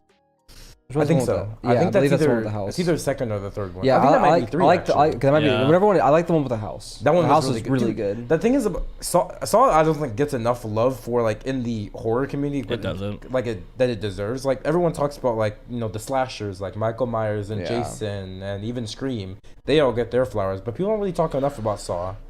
And I feel Yeah. like Saw is just such an underrated movie. How it's just like like the plot twist at the end of every movie that they always try and throw in is so good. The fact that you know it's coming and you still sometimes can't predict the plot twist is what makes it so good. I Yeah. think. Yeah. Like after the first movie, because like the first movie you don't know the plot twist, but No. after the first movie and maybe after the second movie you'll finally learn. Oh, there's a twist in every movie. So you're like, all right, let me find the Let me twist. find it. First, Yeah. to be fair, like the first movie twist is like Crazy. straight out of Yeah, left field. It is There's straight. no shot. No, it's straight out of the 'Cause you think ballpark, it- dude. You think it's just like a straight line story. Yeah. You don't think anything. That's the thing is you don't think there's a twist. That's what I was telling someone about like why I love plot twists. I love plot twists when you don't know there's a plot twist. Like if you know there's gonna be a twist coming up, like Knives Out. Coming into Knives Out, I know there's a twist. It's a murder There's mystery. something, yeah. I know it's gonna be a plot twist. I don't watch Saw thinking there's gonna be a plot twist. I'm like, oh, it's just a torture game, right? Like I'm not thinking there's gonna be a plot twist, and there just is one. That's what I think is the best part about it. Yeah. Yeah, The first one was crazy though. Yeah. Yeah. That was like. I was like, what? And he gets up. I'm like, no shot. He's laying there for however many hours, just not Yeah. moving, and then you see him get up. He's like, He's like, okay. and then just walks out. Easy work. And the other guy's just like, What? No shot. Bruh. But to talk about Knives Out, since you brought up Knives Out and how like you knew you went into it knowing there's gonna be a plot twist. The director for that movie, I think what he did really well was like he let you know like it's obvious in the murder mystery there's gonna be a plot twist, but he kind of like flipped it on its head. He kept diverting like my like expectations, like what the movie was gonna do. So that's why I really liked Knives Out. It took the genre and it kind of did something kind of sort of different with it. I think the reason why it kind of did that is because it would only present certain bits of information at once. So like the thing with like I forget what it's called, but it's like the ladder thing outside the window. Yeah. It's like it's broken. So that's the first thing you see. So then you see, oh yeah, I saw this. So then you see this, and it goes through like the whole scene of this person doing this. And it's like, no, it's not what actually happened. This is what happened. And then it's like conflicting things. So that's what caused it to kind of like throw you off the scent. Yeah. I think actually now just look, there's actually two more movies I think it could have made my list, but it just didn't, which was Kung Fu Hustle. Do you know what Kung Fu Hustle Never is? seen it, no. I've heard of it. Yeah, I really it's been a while since I watched it, so maybe if I rewatched it, maybe it could have swayed me, but I think my list is pretty solid at the time. And also Zombieland. Oh, Zombieland's so Zombieland good. is good. I didn't Zombieland think was about something- Zombieland. I'm a sucker for Woody Harrelson. Yeah, Yeah, I didn't even think about Zombieland. so those two could definitely made my list, but it just didn't. Yeah. All right, you wanna go next? Yeah. All right, I'll go next. We'll keep the same order we always do. Mm-hmm. See, well, I kind of knew this was gonna be. I expected at least there was one movie I thought we were gonna have overlap on with me and Deven, but we didn't end up having it. So, not really much overlap here. So I don't have to go through any repeats. Can't wait to see what movie I forgot. I'm gonna start with this because we just talking about Zombieland. I'm a sucker for Woody Harrelson. Now You See Me for me because for me, I grew up. I was a big Magic nut. Like I love seeing like Magic. I was a big fan of watching Penn and Teller. I watched a whole bunch of David Blaine. Some of Chris Angel when I was really young. I didn't But then like Chris Angel, yeah. Yeah, I got older. I realized Chris Angel was cringe. Oh yeah, no shot. But like I love watching Magic so much, and then when I saw Now You See Me was a movie coming out, I was like, "This is goated! It's a heist movie and it's Magic. This is peak right here. It doesn't get better than this." All like the behind the scenes stuff, like with the card scene, when like they're Cards, flicking the flicking- card and stuff. Yes. Oh Yeah, my god, it was so good. Talk about plot twist too, low key. Now You See Me, another movie. I didn't expect the plot twist in the end of the first movie where they were like, True. they're Morgan like, Freeman? he's actually not Morgan Freeman. Mark Ruffalo's character. Oh yeah, Yeah, that he was a part of the gang. Oh yeah, I was Morgan like, Freeman was the second one. Yeah. when he was in jail, he was like, "Oh yeah, I'm in the crew too." I was like, "No, I was the black guy." I was like, "No shot." Wait, the black guy? Yeah, the like one the guy that gets like, he's meme? like, That Oh meme? yeah, Now You See Me is a movie where I definitely thought about it. I'm like, could this be real? Because I really like the movie, right? But I was like, I just cut it out. It's a really good movie. I really enjoyed it. It's but so fun. I also love how a lot of I chose Now You See Me 1 because I like Now You See Me 1 more. But like I love how the creators of Now You See Me, when they're coming into it, they wanted to make a lot of the tricks like actual tricks. They weren't just like making stuff up. Like aside from the card scene, obviously that's not possible. Aside from that, everything. They actually it was CG, but they did a lot of the flicks themselves. Yes, they had to take so many. Yeah, they takes. took the flick, but like the oh, you mean like the practicality of the scene is not like possible. sliding the card through your shirt like that. Like the practicality of the scene is not possible. But like everything else in that movie is practical. Every trick they did is a real trick. Like this is from the second movie, but like Jesse Eisenberg's character stopping the rain is a real trick magicians actually have done before. Yeah. It's a thing that people do, and I've heard people talk about like in the first movie, in the trailer they show one of the tricks where it's where you meet Jesse Eisenberg's character, where he just flips through the where he's talking to the crowd. He's saying like the closer you look, the less you see. It's like a trick he's trying to tell you guys. And so he's like, all right, I'm gonna flip through. You pick a card. And even in the trailer, it's the trick is done well enough to where you pick the card that you're supposed to pick. So like. You picked the card that the girl ends up picking, and she's like, "Oh, this is my card." And then he goes, "Oh, it's not in this deck anymore because it's on the building." Mm-hmm. Like it's just stuff like that where it's like it's a real trick that actually worked. Even in the trailer, it worked on people. It's just it shows that they actually cared to not just make this like a based in magic, but like it's not magic. Made up stuff, yeah. Yeah, that's what I really appreciate about the movie, that they actually did real tricks in there as well. It's a really good movie. It's a movie I can rewatch at any time and still enjoy it. I've rewatched it so many times. Yeah. I've only watched it like twice, I think. Even goes Once in theaters and then like once. Like, I know we watched it in Discord. I have a recording of us all watching it in Discord. I love Woody Harrelson's charisma. Yeah. Why? I don't remember, but it doesn't matter. Don't worry about it. Like I love Woody Harrelson's charisma. I love Jesse Eisenberg's like mannerism. Something about him is he's just an interesting like actor to watch sometimes. I like people like imitating him. So funny. Him and Michael Cera. Actually. Mark Ruffalo is actually surprisingly a guy I didn't think I would love so much, but I really ended up liking him a lot more. Yeah, it's just such a good. Obviously, Morgan Freeman's really good too. Yeah. Man, Now You See Me. Love that movie. Valid.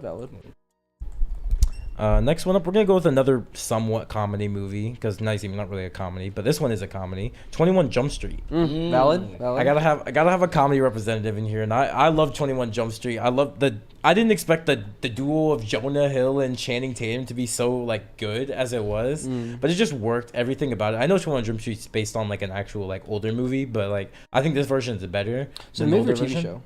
Either one. I think it was a TV show with Johnny Depp. Doesn't the old actor? More sense, doesn't the old actor come back in the movie? Yeah, one of them. Yeah. He's in 22 Jump Street. Yeah, 22. Yeah.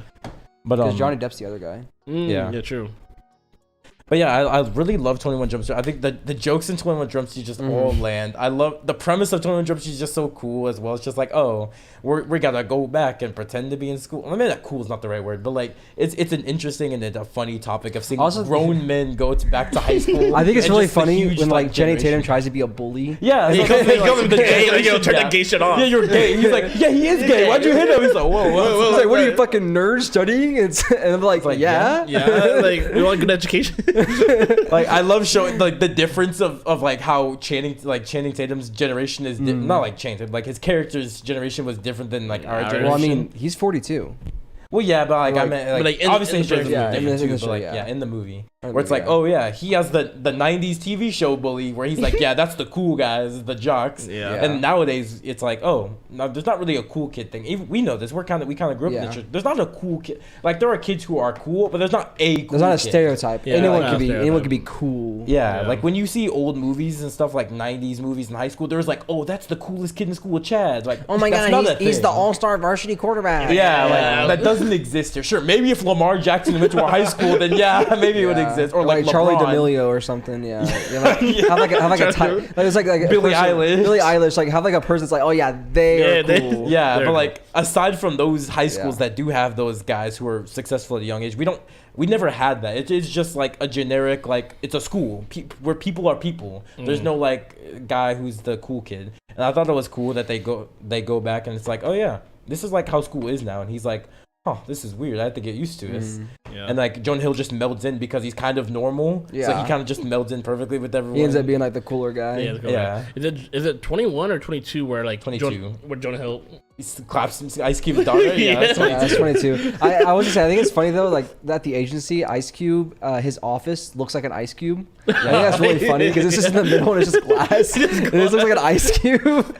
Also goes into we talked about this before. Ice Cube's so funny, I love dude. Ice Cube, dude. Ice Cube is so good. He is he's a good actor, but he's actually just like a funny dude. Like, if you hear him talk like in like interviews and stuff, he's just a funny guy. Like he seems like a really like chill guy to hang around with. I'm always so baffled because I know his come up. I'm like, how did you become such a chill and funny dude with your come up? With your come up, you'd think you'd become like a depressed emo kid maybe, or like a gangbanger for life, but no, he didn't. He's pretty sure. He's just doing his thing. He got a son. He has a family. But I do love it. He's a family man. He's a family guy. Yeah. No, I do love it in 22 Jump Street when Ice Cube finds out that Jonah Hill fucked his daughter. So he's like at the dinner. He's like, I like the process, like him connecting the pieces. Yeah, he was like. And then Jennifer goes, oh, I gotta see it. Oh, it's so good. Yeah, it's so funny, dude. I love all the jokes in 21 Jump Street just land for me. Like the jokes between Dave Franco, that's another guy. He's also in Now You See Me as well. I really love Dave Franco as well. I'm trying to remember his name. Yeah, Dave and James Franco, both of them are good. James Franco's not in this movie, but like both Francos. of them, the Francos are just really good. And I've loved Dave Franco's just.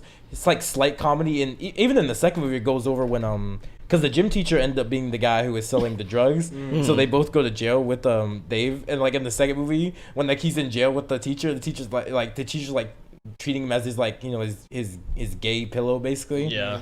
And he's like, I don't want to. He's like, get back here, nigga. I love 21 Jump Street. Yeah.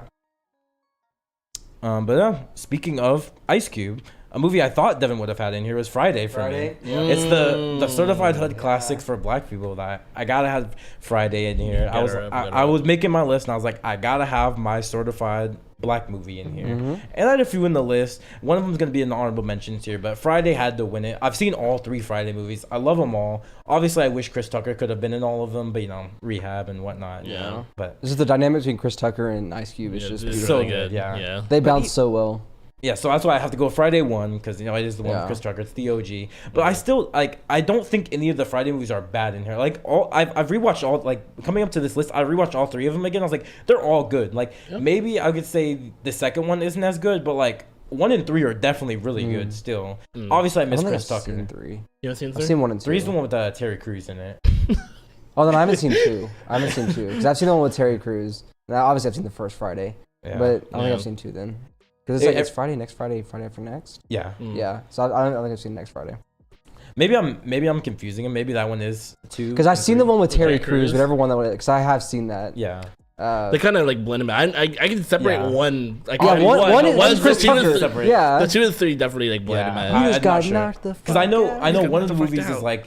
Actually, that might be 2 because I was gonna say like the reason I thought it was 3 is because I know the second movie he goes to like his family member's house who lives in the suburbs or something. But I think that's I don't know. I don't remember which one is which. I've only seen it once. I've only seen because I remember Terry Crews was in it. It's just I just don't remember like the plot or anything like that. Yeah, and there's like the pimp guy who comes up, and then Terry Crews is gay because he was in jail. Oh like, yeah. He's like, I want that nigga, and he's like, go get him. Yeah. But I love the first Friday movie. There's so many iconic. I feel like everyone at this point almost has seen Friday. Like, it's just iconic. Every time I meet someone who hasn't seen Friday, I'm always surprised. What are you doing? I feel like everyone has seen it almost. But like, occasionally some people haven't seen it. You know, so many of the scenes of in Friday, the deboing is like is slang now. It's like hide your chain before you get deboed. It's just like that shows how iconic the movie is that it became slang. You see, obviously the damn scene. Yeah, you see him like you all get knocked out. You see him all over shirts. Like it's just such an iconic movie. Such an iconic movie. Nothing wrong with it. I love the movie. It's also a really good movie. It holds up really well though. Still, like for a '90s movie, it holds up very well. I could still watch it any point. It's not even very long either. It's a pretty short movie. It's just like I really like that Ice Cube's character is just like a regular guy. He's just his name Craig. Like you have Smokey and Debo. Craig. That's the guy's name's Craig. It's not his real name, but yeah. No, but like it's like that's what they call him though. So it's like it's funny. Yeah. Because he's like your basic guy, and then like seeing like Chris Tucker like turn him and like, okay, let's smoke some weed. And he's like, Yeah. I'm not gonna do all that. And then he's like, fuck it, let's smoke some weed. I think part of the reason I like so much about A Friday is the fact that like Ice Cube is just a regular guy going through like he living in the hood relatively. It's not like hard hood, but like it's a hoodish neighborhood, dealing with people like Smokey, who's addicted to weed basically, dealing with Big Mama, the drug dealer who Smokey's in debt with, and Debo, the bully who comes on the block and snatches everyone's chains and all that. It's just dealing with that. Well, also he has a crush on this one girl who has a thing with this other guy. It's just a regular old guy putting a weird scenario. It's just really entertaining for me. Yeah, it's super funny.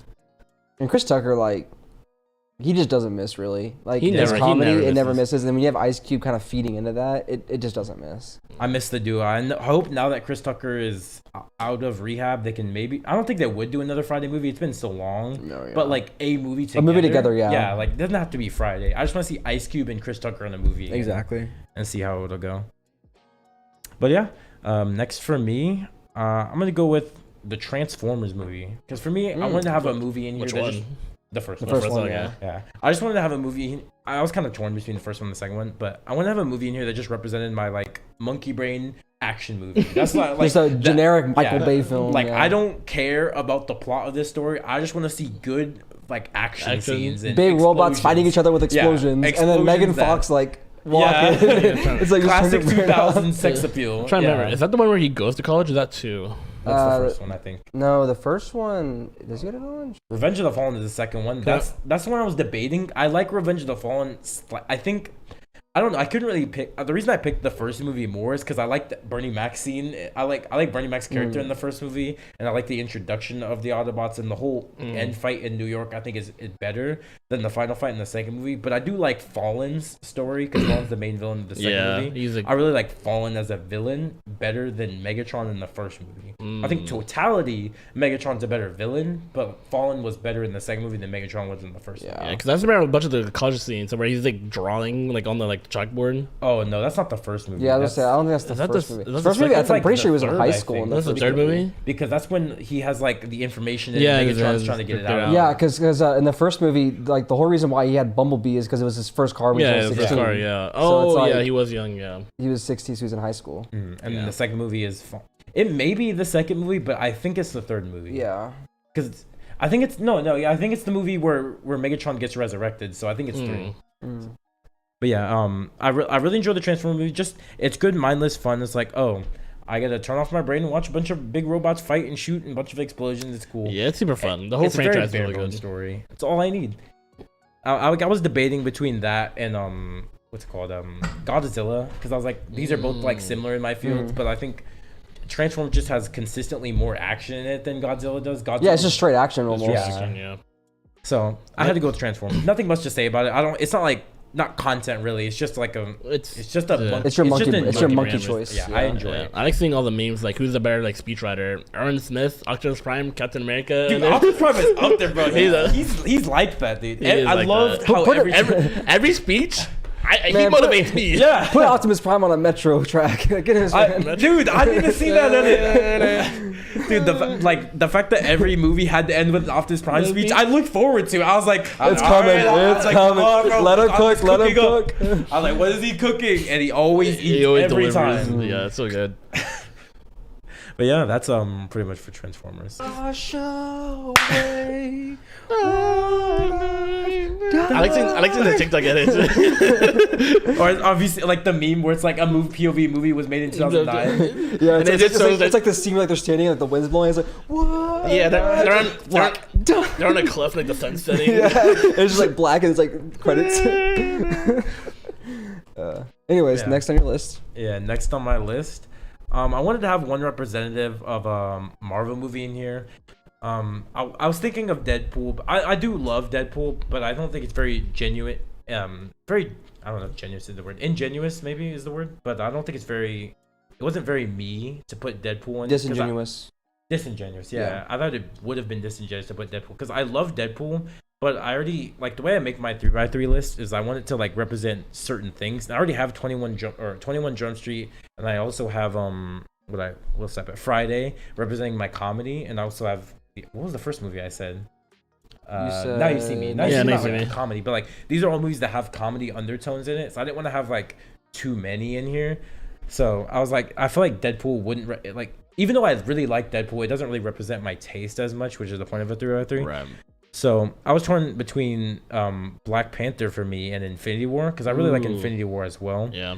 But I ended up going with Black Panther here, mainly because, as you guys know from, there's been so many episodes of the podcast before, you know I'm a heavy antagonist lover. I love the antagonist of a story. That's why Infinity War was up there with me as well.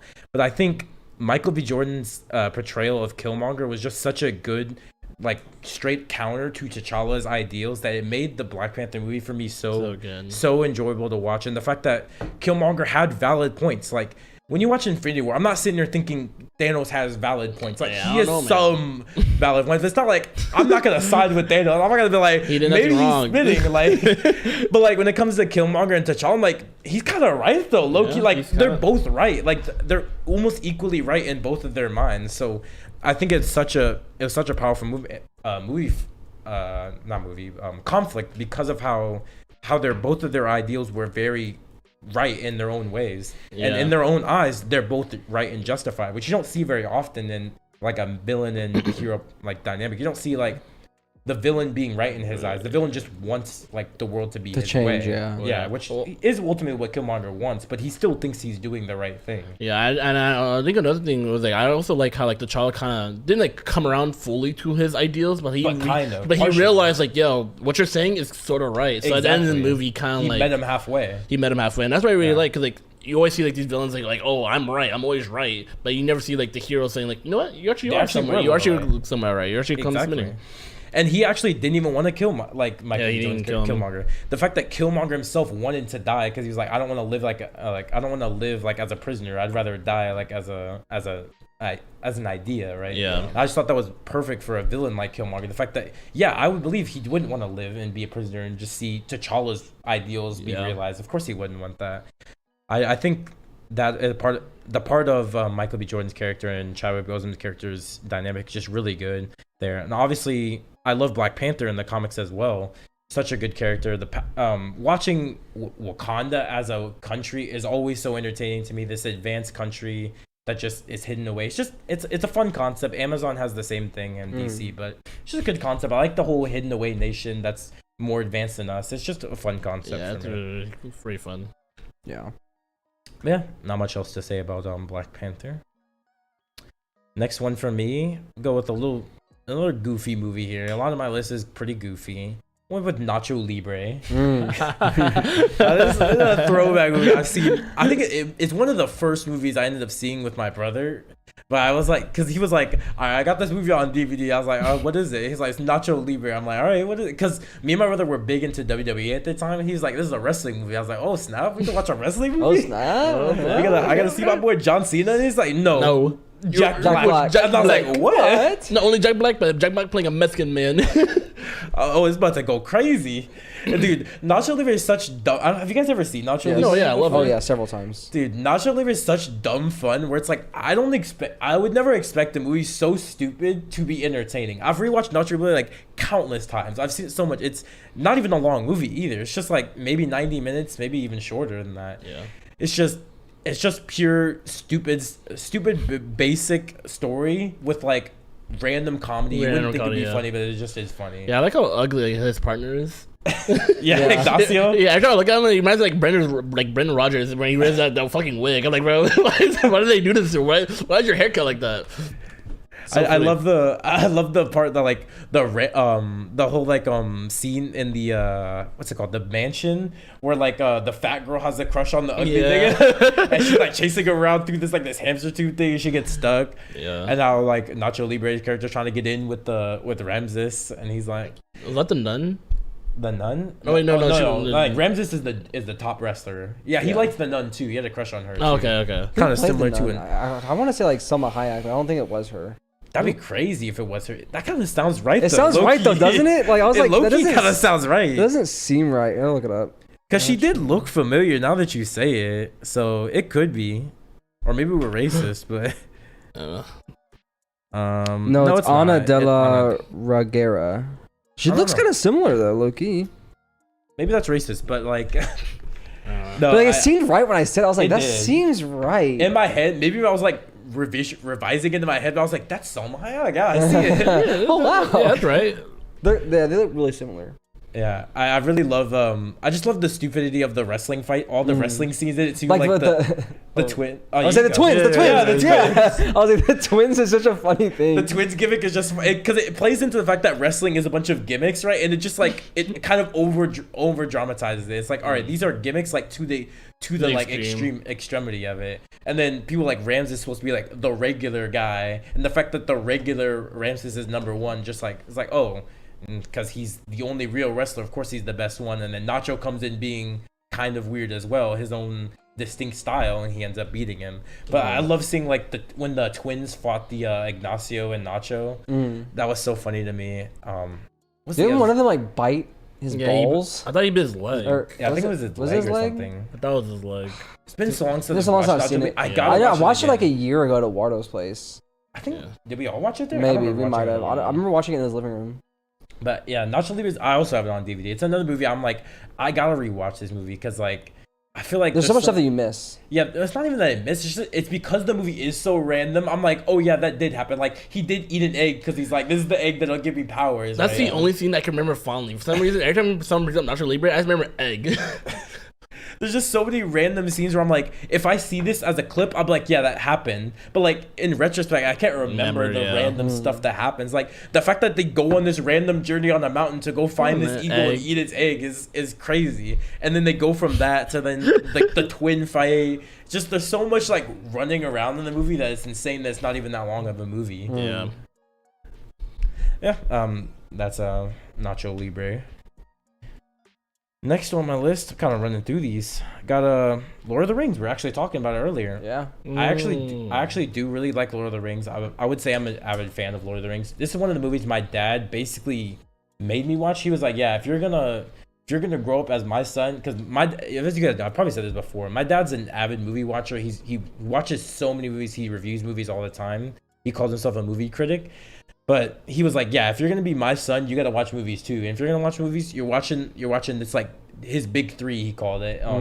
Was that Lord of the Rings, Star Wars, and I can't remember what the third one was. It wasn't Friday, but it was something. It was a black movie. It wasn't Roots, but like that was like his big three. So I had to watch Lord of the Rings and Star Wars. And I was like, Star Wars is a bit mid for me because at the time I was like, all right, let me just say this right now. I still kind of agree with this statement. I still do kind of think Star Wars is mid. I'm not gonna like say it's horrible, but I think Star Wars is a bit overrated. I think people put Star Wars at a way higher platform than it should be. Like the fact that the original Star Wars are rated so highly is ridiculous to me. They're not that good. I think there's just nostalgia carried for a lot of it. I agree with that sentiment. But that is I just appreciate what it did for like the sci-fi genre. Yeah, I agree. I appreciate it, but it doesn't mean I have to like it. I love Star Wars as the franchise, but yeah, people put episode 4, 5, 6 on such a high pedestal. It's not as good as people. That's why I think the prequels are just better. But that's not the point here. We're not talking about Star Wars again. We can talk about Star Wars another episode. We can really get into those. We can have a Star Wars episode if we want at some point, but like. Yeah, so like going into those, like out of those two movies, I have really gravitated more to Lord of the Rings. And my dad was surprised because I was young. I was like maybe 10 when he got me on watching Lord of the Rings. And he was like, I'm so surprised you like Lord of the Rings because it's like because he made me watch the director's cut too. Oh my God. So the long. Wasn't it like 5 hours or something? Yeah, he was like, you really sat through those 5 hours and enjoyed it. I was like, yeah, that's so good. Like for me, me and Tyler have to share this. I love fantasy. Fantasy is so fun. Dragons was like for a long time, like my favorite myth. It still probably is my favorite mythical creature. It's just such a cool. It's like big lizard flies and shoots fire. How can you not like it? What is there to not like about it? And I love the variants too that you could do with like D&D and stuff like that. You have all the different types. The of wyverns as well. That's like types. So I'm talking about like you have like ice fire, dragon, poison dragon, poison. That's why I like fairy tales so much because they're dragon slayers. It goes into how like Lord of the Rings is heavily a reason of why I got into fairy tale like in anime. Like why fairy tale was a gateway anime for me in a sense because of Lord of the Rings. Lord of the Rings is what started my love for fantasy. It was what made me think, yes, I love medieval fantasy. Medieval fantasy to this day is still one of my favorite genres. I will watch almost anything that's a medieval. Like it's why I want to watch Game of Thrones. Like I'm gonna end up watching Game of Thrones. Vinland Saga. It's not really medieval fantasy, but it's medieval. It's the and that's medieval aspect to it. Yeah, it's the medieval aspect, and like anything medieval and like just hits. It hits. like medieval and fantasy together or separate is all because of Lord of the Rings. That's why I like it. So I credit Lord of the Rings for that heavily in my life, which is why I have to give it its proper nod here. And I went with the third movie here. I went with Return of the King because I think Return of the King is the best movie here. It's where we get the I'm pretty sure it's the one with the fight between the two armies that lasts for like an hour. Yeah, with the dwarves and the elves versus the orcs. Orcs, yeah. Yeah. Wait. Oh, okay. I was going with the Hobbit. Oh, the Hobbit movies are great too. No, because don't even get me started. When he said that, I'm like, did it happen in Hobbit? But like, they're not. No. They did happen both times. Yeah, they did happen both times. Because I remember I really Because it liked that happened. movie. Yeah, it happened for both of them. I was just thinking, I've never seen that movie. I don't think I've ever seen Lord of the Rings. I've seen all the Hobbits. But it's actually not that surprising. I've noticed a lot of people haven't like. Even though my dad called like Lord of the Rings and stuff. Oh, Indiana Jones, that was the one. Yeah. Because those are the big. I didn't watch Indiana Jones. I liked Indiana Jones. It was goofy, but like in a good way. Those are like the three movies where it's like those are like 90s movies that everyone views as like 90s? You mean like 70s? Okay. By 90s I mean 90s kids. That's yeah, because I was like Indiana Jones I think came out in like 71 or something. I don't think any of them came out in 90s except Lord of the Rings. Yeah. But like I meant 90s kids, Okay. right? Like this is what my dad was saying like 90s kids, like these are the three movies like everyone bonded over. It's like these are the three guys here that you watch. Yeah, it's like you like Lord of the Rings, you like Star Wars, or you like Indiana Jones. There's no way you found someone who didn't like one of them. At least one of them. At least one of them, yeah. So he made me watch those, and like I gravitated more to Lord of the Rings. But like I don't even know what the point of bringing that up was. I was just saying, like, I mean, it's part of your childhood, right? Yeah, like it's a big part of my childhood, and it shaped what your tastes are. It shaped who I am. Yeah. Like it's part of the reason I even like Berserk as well. It's not medieval. That's the fantasy. Well, it is medieval. medieval. Yeah, it's a bit medieval. It's like later medieval. It's like modern but medieval. Yeah, but it's still medieval in a sense. Yeah, because the fact that they use swords and crossbows and stuff. Yeah, so I get it. It is medieval then. Yeah, it's part of the reason I like so many of the animes I like as well. Even mysteries. I like the old medieval mysteries because I think the Sherlock stuff, like that stuff is more interesting to me too when it goes back to like the older times because it's not as easy as it is to do stuff now. True. It's like CSI and fingerprints and all that. It makes murder mysteries boring at that point. Where I feel like a good Sherlock. I don't know if you ever seen some of like old Sherlock. I've seen Sherlock. Like old Sherlock stuff is just good because it's just like it's good old fashioned detective work of like finding alibis and seeing this. Like this doesn't add up together. These stories aren't adding up. It's a whole bunch of. I think it's just more creative storytelling than versus like your fingerprints were at the scene or your DNA was here. Like sometimes it works, but for the most part, I prefer the medieval detective work over it, which is why I don't really. Not that I don't like Knives Out. I like Knives Out, but I wouldn't put Knives Out up there for me when it comes to like mysteries. Even though he did have more of a. It was more of that classical Sherlockian. For sure, he didn't go into the forensics. They did though with the at the end. Yeah, at the end. They but went like to forensics his style, like his personal style wasn't that. It was very much the alibi. Like you said this, but it doesn't add up for what I've seen. Yeah, that's right. I really like his character. And Mont Blanc is where he's fucking called. Yeah, I love his accent too. Even though he's British, he has like that thick country southern drawl. Well, apparently for British people, copying the country accent is way easier than the modern American accent. Yeah, because the American South accent is derived from the English accent, so it's more closely related to Old English accent than like a New York accent or a Boston accent. Got that southern twang. Southern twang. Because they're like, if you go British, all you have to do is people say like instead of because British is a very front heavy. If you think about like from your anatomical position, you speak through your nose and through the front of your mouth. But Southern, you usually take it back down your throat, like to the back of your mouth, and that's where like that southern twang comes from, you know. Yeah. Anyways, basically wrapping up on Lord of the Rings, I really like the characters well. Like Legolas is such a good character for me. He's a big part of why I think archers are cool in media. Like I watched Arrow because I was like Legolas was a cool archer. I gotta watch Arrow as well. Aragorn, just a cool protagonist. I was like, badass protagonist guy who just goes in with a sword. I love sword fighters because of Aragorn. He's the dwarf, right? I guess I don't consider him a dwarf, but I guess in my eyes, yeah, dwarf.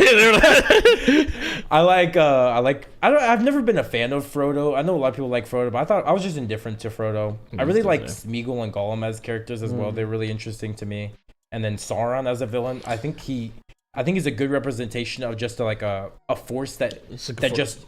Sure, He didn't have to show that he was powerful. It was more like the story told you he was powerful through maybe not show, it's the other way around. Like he himself didn't like do acts like Frieza, like in Dragon Ball. He like destroyed planets to show you he was powerful. It was like other people told you how powerful Sora was. I like the idea of other people building up the mythology of a character in the series. I find that very interesting to me. Yeah, sort of like Madara. I was gonna say like Naruto does this a lot with Madara. You don't really see what Madara does until like afterward. You just hear so many people talk about how he was that guy. Yeah, and that's what I like about Sauron. Just like you don't see Sauron, you just hear everyone talk about we don't want to mess with Sauron. We don't fucking let it go. Like you bring Sauron back, it's GG raps for the world. We lose. Like that's what I think I love about Sauron. I think why maybe I like Madara as well. Part of that similar feel. Exactly. Yeah, I like how I've never seen these movies, but I know so much about them. But probably this is such like a pop culture. It's a pop culture thing. Yeah.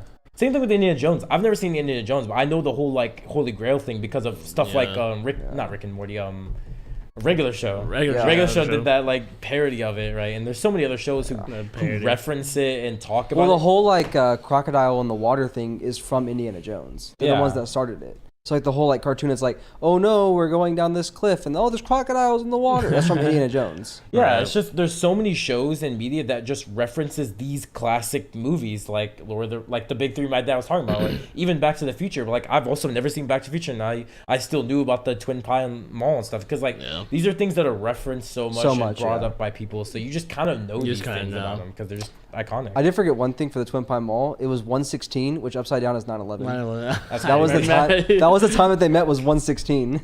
Oh sorry, you just reminded me that. Everything just had. That's why it was like a 20-minute video, and he's like, "This is how Back to the Future predicted 9/11." The video was so long. I was like, "There's no shot." It's true, like it's all there. Sorry, that was like a weird. You just reminded me of that. It's one of the conspiracy theories I saw. Like, is conspiracy theory the right word here? Not really, but it's like the best you could use, I think. Yeah, it's just one of those videos where I'm just like, this is weird that it works so well. There's so many coincidences. That's what it is. It's like predictions. Because I think I was going down a rabbit hole at the time of like times and movies or TV shows predicted the future, and it's always the Simpsons is always in there. Yeah, Simpsons. Yeah. That's why I saw like Back to the Future. I'm like, that's crazy how like because I don't believe they're predictions. I believe it's just coincidence. But I just think it's crazy. There's just so many. There's so many. Yeah, it almost feels unreal. Yeah, but, you know, that's how it is with the Simpsons too. That's how fate works. True. When you have so many, it's not infinite, but when you have so many forms of media, people are bound to get some things right. Maybe not right per se, but like things are bound to line up. Yeah. My next, well, I'll say for right now, my GOAT. I wanted to get to my GOAT last, but like as we always do, but I kind of can't because Deven stole my GOAT. So like I'm just gonna say like my GOAT was Dark Knight as well. I've talked about the Dark Knight plenty on the podcast. I'm pretty sure, anyways. So I don't need to. Not much. We already talked about it already. Yeah, we talked about it as well. I talked about it so much. I didn't know what to say about it. The whole it was a trilogy, right? The whole trilogy was like just good. I mean, I'm not even that much of a fan of the trilogy. I like Dark Knight Rises and Dark Knight, but Batman Begins is so mid to me. Rises is the Bane one, right? Yeah, I love Tom Hardy's Bane because it's iconic. Not because he's Bane. I just like. I think if he wasn't Bane, I think people would like it more because he's a good villain. But it's just the fact that he's supposed to be Bane that people didn't like it. It's just iconic though. Like if Tom Hardy was playing like Hugo Strange, I think people would like it more. Ooh, Hugo Strange would have been a good fit. So I think Dark Knight. So. I think Dark Knight Rises gets a bad rap solely because of that. They're like, oh, he doesn't play the Bane I want him to play. Therefore, it's still an enjoyable movie. Still. For some reason, they just ate when they came to like Dark Knight. They're like, yeah, we're in our bag. I don't know why. Christopher Nolan was just like, I'm making the perfect movie. Yeah. I literally seen Dark Knight so much time. Like, no flaws. There's no flaws. Yeah. The movie's just perfect. It's so good. Like I don't even know what to say. It's so good. This is perfect. Yeah, I thought I'd be able to save it for last. And I was like, nah, we kind of already talked about it. Like, all right, when Deven said it, I was like, that's crazy. Deven stole my GOAT. I apologize for that. It's so good. No, it is what it is. Like, it's fine. But yeah. So I guess my next one will be my last one, but it's not my GOAT. And we haven't got to Tyler yet. Our three other episodes usually are the long ones. Yeah. Like, think about the TV show one. It was cut off, and it was still 2 hours and 7 minutes. The thing is, like, y'all as fans have to realize, like, with this kind of stuff, we could honestly quadruple the time easy. Just like if we actually expanded on each individual one, like the Star Wars tangent, that could have been another 2 hours by itself, just talking about Star Wars. You know, it's just like the fact that we can expand it to like, because we like it that much, but we have to actually just limit ourselves with everything. Because we have a time, not a time constraint, but we want to make it reasonable time. I mean, that's why, like, when I start my Super Series, I always start off, like, just long gestures, and then as, like, it goes on, I kind of just, like, all right, that's it. Yeah, I'm just Moving like, that's why I'm just like, enough said. That's it. Yeah. I like this movie. It's good. That being said, I'm gonna get into my last one. I'm gonna be relatively quick with it. I don't want to like dwell on it for too long here. My last one here is The Wolf of Wall Street, which is valid. Makes Yeah. sense. it's one of the movies. I don't remember when I watched this movie. Probably I think it was one of the first R-rated movies I saw. It was like on my list of movies. I was like, when I turned 18. I started watching R-rated movies when I was 17. Oh, you rebel. I know. I don't know, I guess. It was like because I've seen R-rated movies with my dad, like in theaters, like Deadpool before I was 17. But like on my own, Wolf of Wall Street was the first one I saw myself, and I saw it on TV, and I was like, oh, this movie is just great. And I love Wolf of Wall Street is one of the movies that really got me into the whole aspect of movies that are based on real criminals. For some reason, like criminal mastermind stories are just so entertaining to me. Watching how they manipulate the law and get around these laws to become successful in the world. So I end up watching movies like Pain and Gain, War Dogs. That's the one where they sell weapons, right? Yeah. Like movies like those two as well. Part of the reason I even watch the movies is because of The Wolf of Wall Street. Is why. And obviously, I don't know if I said obviously, but I love Leonardo DiCaprio too as an actor. He's one of my favorite actors to watch. Every time I see Leonardo DiCaprio in a movie, I'm like, this movie's gonna be good. I'm gonna watch it. That's why it's crazy it took him that long to get an Oscar. Yeah, till Revenant. For Revenant, yeah. Yeah. And then he only has the Out of one, all the right? He didn't movies. get. That's the only one. Yeah, he has the Yeah. one. That one was just a legacy award, honestly. I don't Yeah, even think. I don't think yeah. they thought he deserved Mhm. it. It was just more like we got to give him one. Yeah. My favorite movie is Romeo and Juliet. I don't think Samuel L. Jackson has one either. Pretty sure. No, I think he has one. I don't think so. I know. I think he's due for a legacy one if they want to keep doing that. What even is a legacy? Like, what is that, participation prize? Well, what a legacy award is like is what they do is if someone's been great for so long but they haven't, because like certain things don't line up, they haven't won an award that probably should have in their life, they're just given something. Like a good, I think this analogy comes from sports because it happens a lot to athletes. You have someone like Dan Marino, I think maybe is someone who may have started this, where Dan Marino was great for so long, but he just like always had seasons that he was great when another quarterback was also great, so they won an MVP. Like he had a perfect season. So is that they still on- didn't is that win. on He didn't have a perfect season. He wasn't on the Dolphins team. Is that on He enemy's wasn't on that work? team? There wasn't that No, team. he has never won a Super Bowl. Well, no, I thought he was on that team though. Mm-hmm. Okay, never mind. Before his time. So is that on enemy's work? Like, only so many people can get it? I thought, like, oh, if you're good, you just get one. No, Oscar is what we're talking about. Like, Oscars, yeah. Oscar's Oscars, a yearly thing based on the movies that came out that year. Yeah. So only one movie. Yeah, Oh, only I one see. movie, one actor. Like, Is it something like that's best not supporting actor, but like best main actor, like Okay, I actor in see. in a starring role. Like Leonardo DiCaprio has always had like Right. just an unfortunate matchup. Like I think Titanic, he was going up against Forrest Gump. Like, Oh, yeah. That's, like Yeah. his matchups are always just went unfortunate to where he didn't. I think the one everyone was mad about, I think, was Wolf of Wall Street. I think he was up there with The Martian, and Matt Damon won it over him. oh, that's kind of I think. No, I know Matt Martian, Damon beat Martian him. was way later. Wolf of Wall Street was like late 2000s. I know Matt Damon won it over him. I think twice, but I know he did it at least Was like Good Will once. Hunting? When Good Will No. Hunting come out? That was no. I'm trying to think. Because I remember Martian. Martian was like, what, 2016? 20. I want to say 2017, I think. No, it's like 2013? 2015. It was like 2016, 2015. Really? I don't know. My dates are all off today. I swear The Martian's a newer movie than that. 2015. 2015, okay. Yeah, yeah. 2015. Yeah, so that Wolf of I Wall knew it Street was was somewhere way around there, earlier yeah. than that. I don't know about way earlier. Wolf of Wall Street ain't that old. 2013. It's 2 years, Tyler. I was thinking It's like also way earlier. But yeah, like I was thinking the like point is, 2009. he always had to deal with the like, oh, just bad timing, like stuff like that. It's unfortunate. Yeah. That's what a legacy award is, where it's like, oh, finally things line up to where the competition isn't steep that year. Your movie wasn't the best, but no It was one else good had an enough, yeah. exceptional performance, so we're gonna give it to you. Yeah, and you're right. Samuel Jackson doesn't have an Oscar yet. He has Yeah, a bunch of that's like what I other thought. awards and stuff. He doesn't have an Mhm. Oscar. Yeah, so I think like, what was even the point? We were just talking about Samuel Jackson. I don't know. We Yeah. tangented there, but like, yeah, I love Leonardo DiCaprio. Even and you were talking about how you were surprised he never had an Oscar. That's where it came up from. Yeah.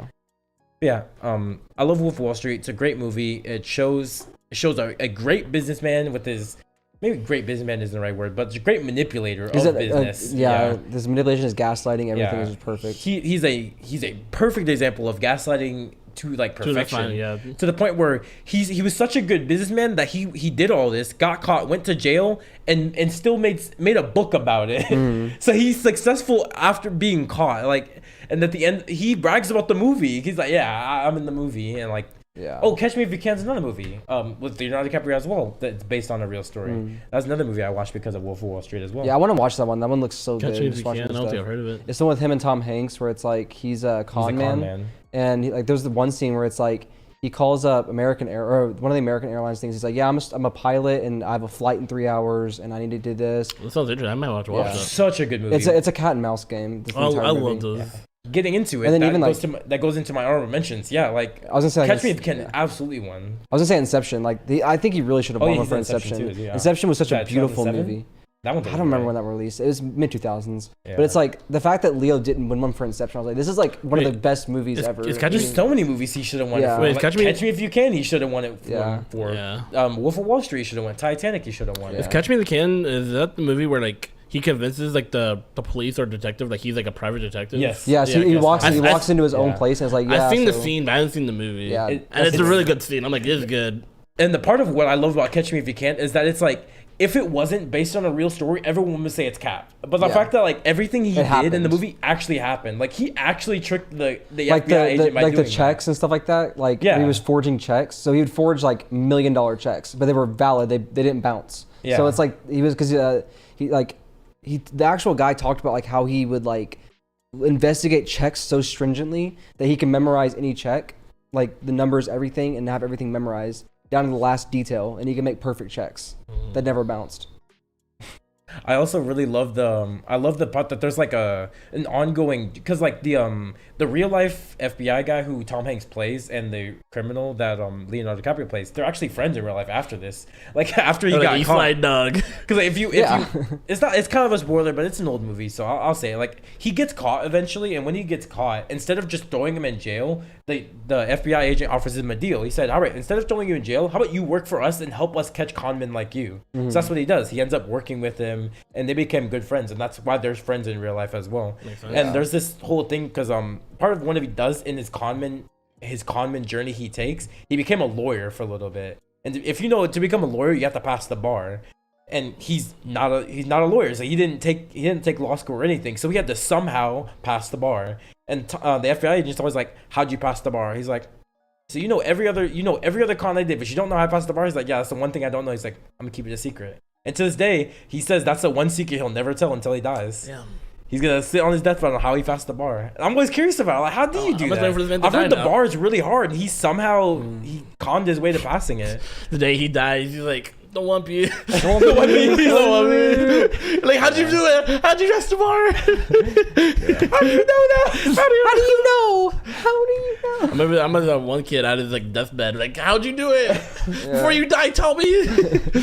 No, that reminds me like Jordan Belfort, like the guy from Wolf of Wall Street. Yeah. Like I saw this thing of him watching Wolf of Wall Street, and he paused like every 10 minutes. Like, I remember when this happened. He would just talk about it, and like he seems like such a fun guy to be around.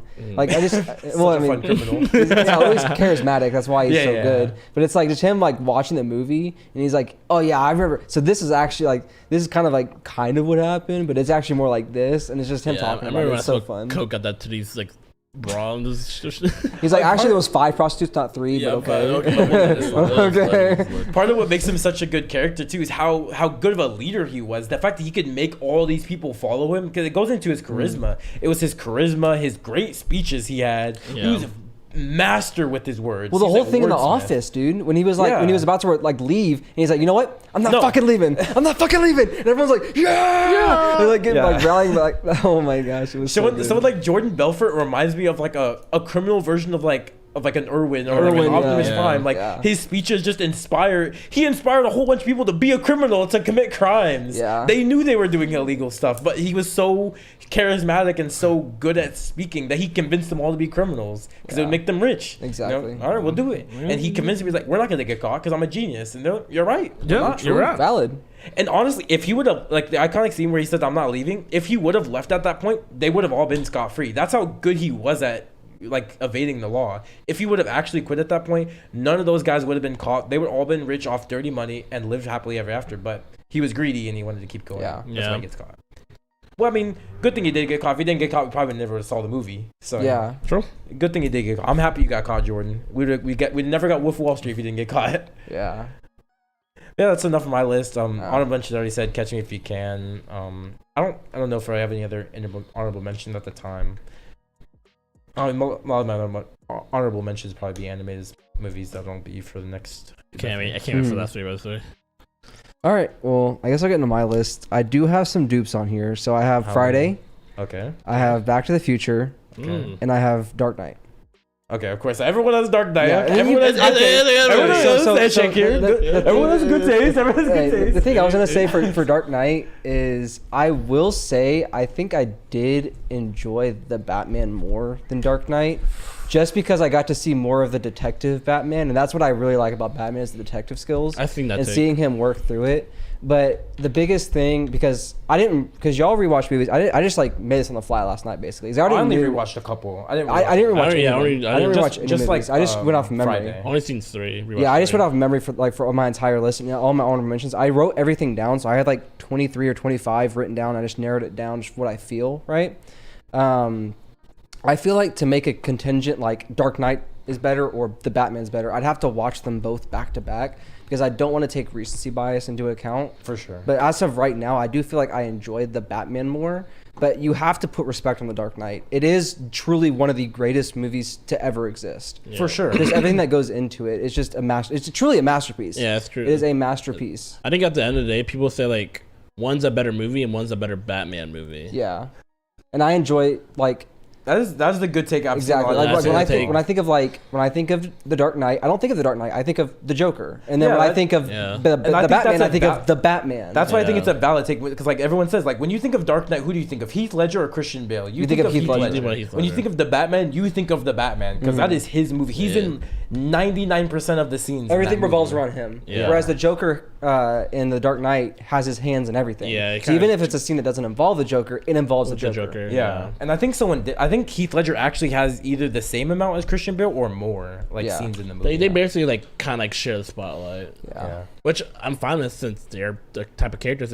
But that goes back to like the that's the way the dichotomy. movie's It's made, like the duality of the two. Yeah, it's just not all movies are made the same. The Christopher Nolan decided to write the movie that way. It's just why. It's not inherently better because of that way. Yeah. But yeah, I honestly don't even disagree. I don't think that statement's that ridiculous. Yeah, I think agrees. if anything, the Batman I think gets slept on by a lot of people. It does. I think it had initial hype and then it just died off immediately. I think it hurts that it went to HBO Max and went out of theaters so quickly. It was like only a month or something in theaters. I mean, everyone I know that watched it loved it though. Like it gets praised. Of course, there's there are debates on Twitter, like which one's a better Batman movie, but it doesn't really matter. Now, my only qualm with the Batman is I do think towards the end it did get a little dragged on, like going through like all the Riddler stuff. It got dragged on until like the very end, right?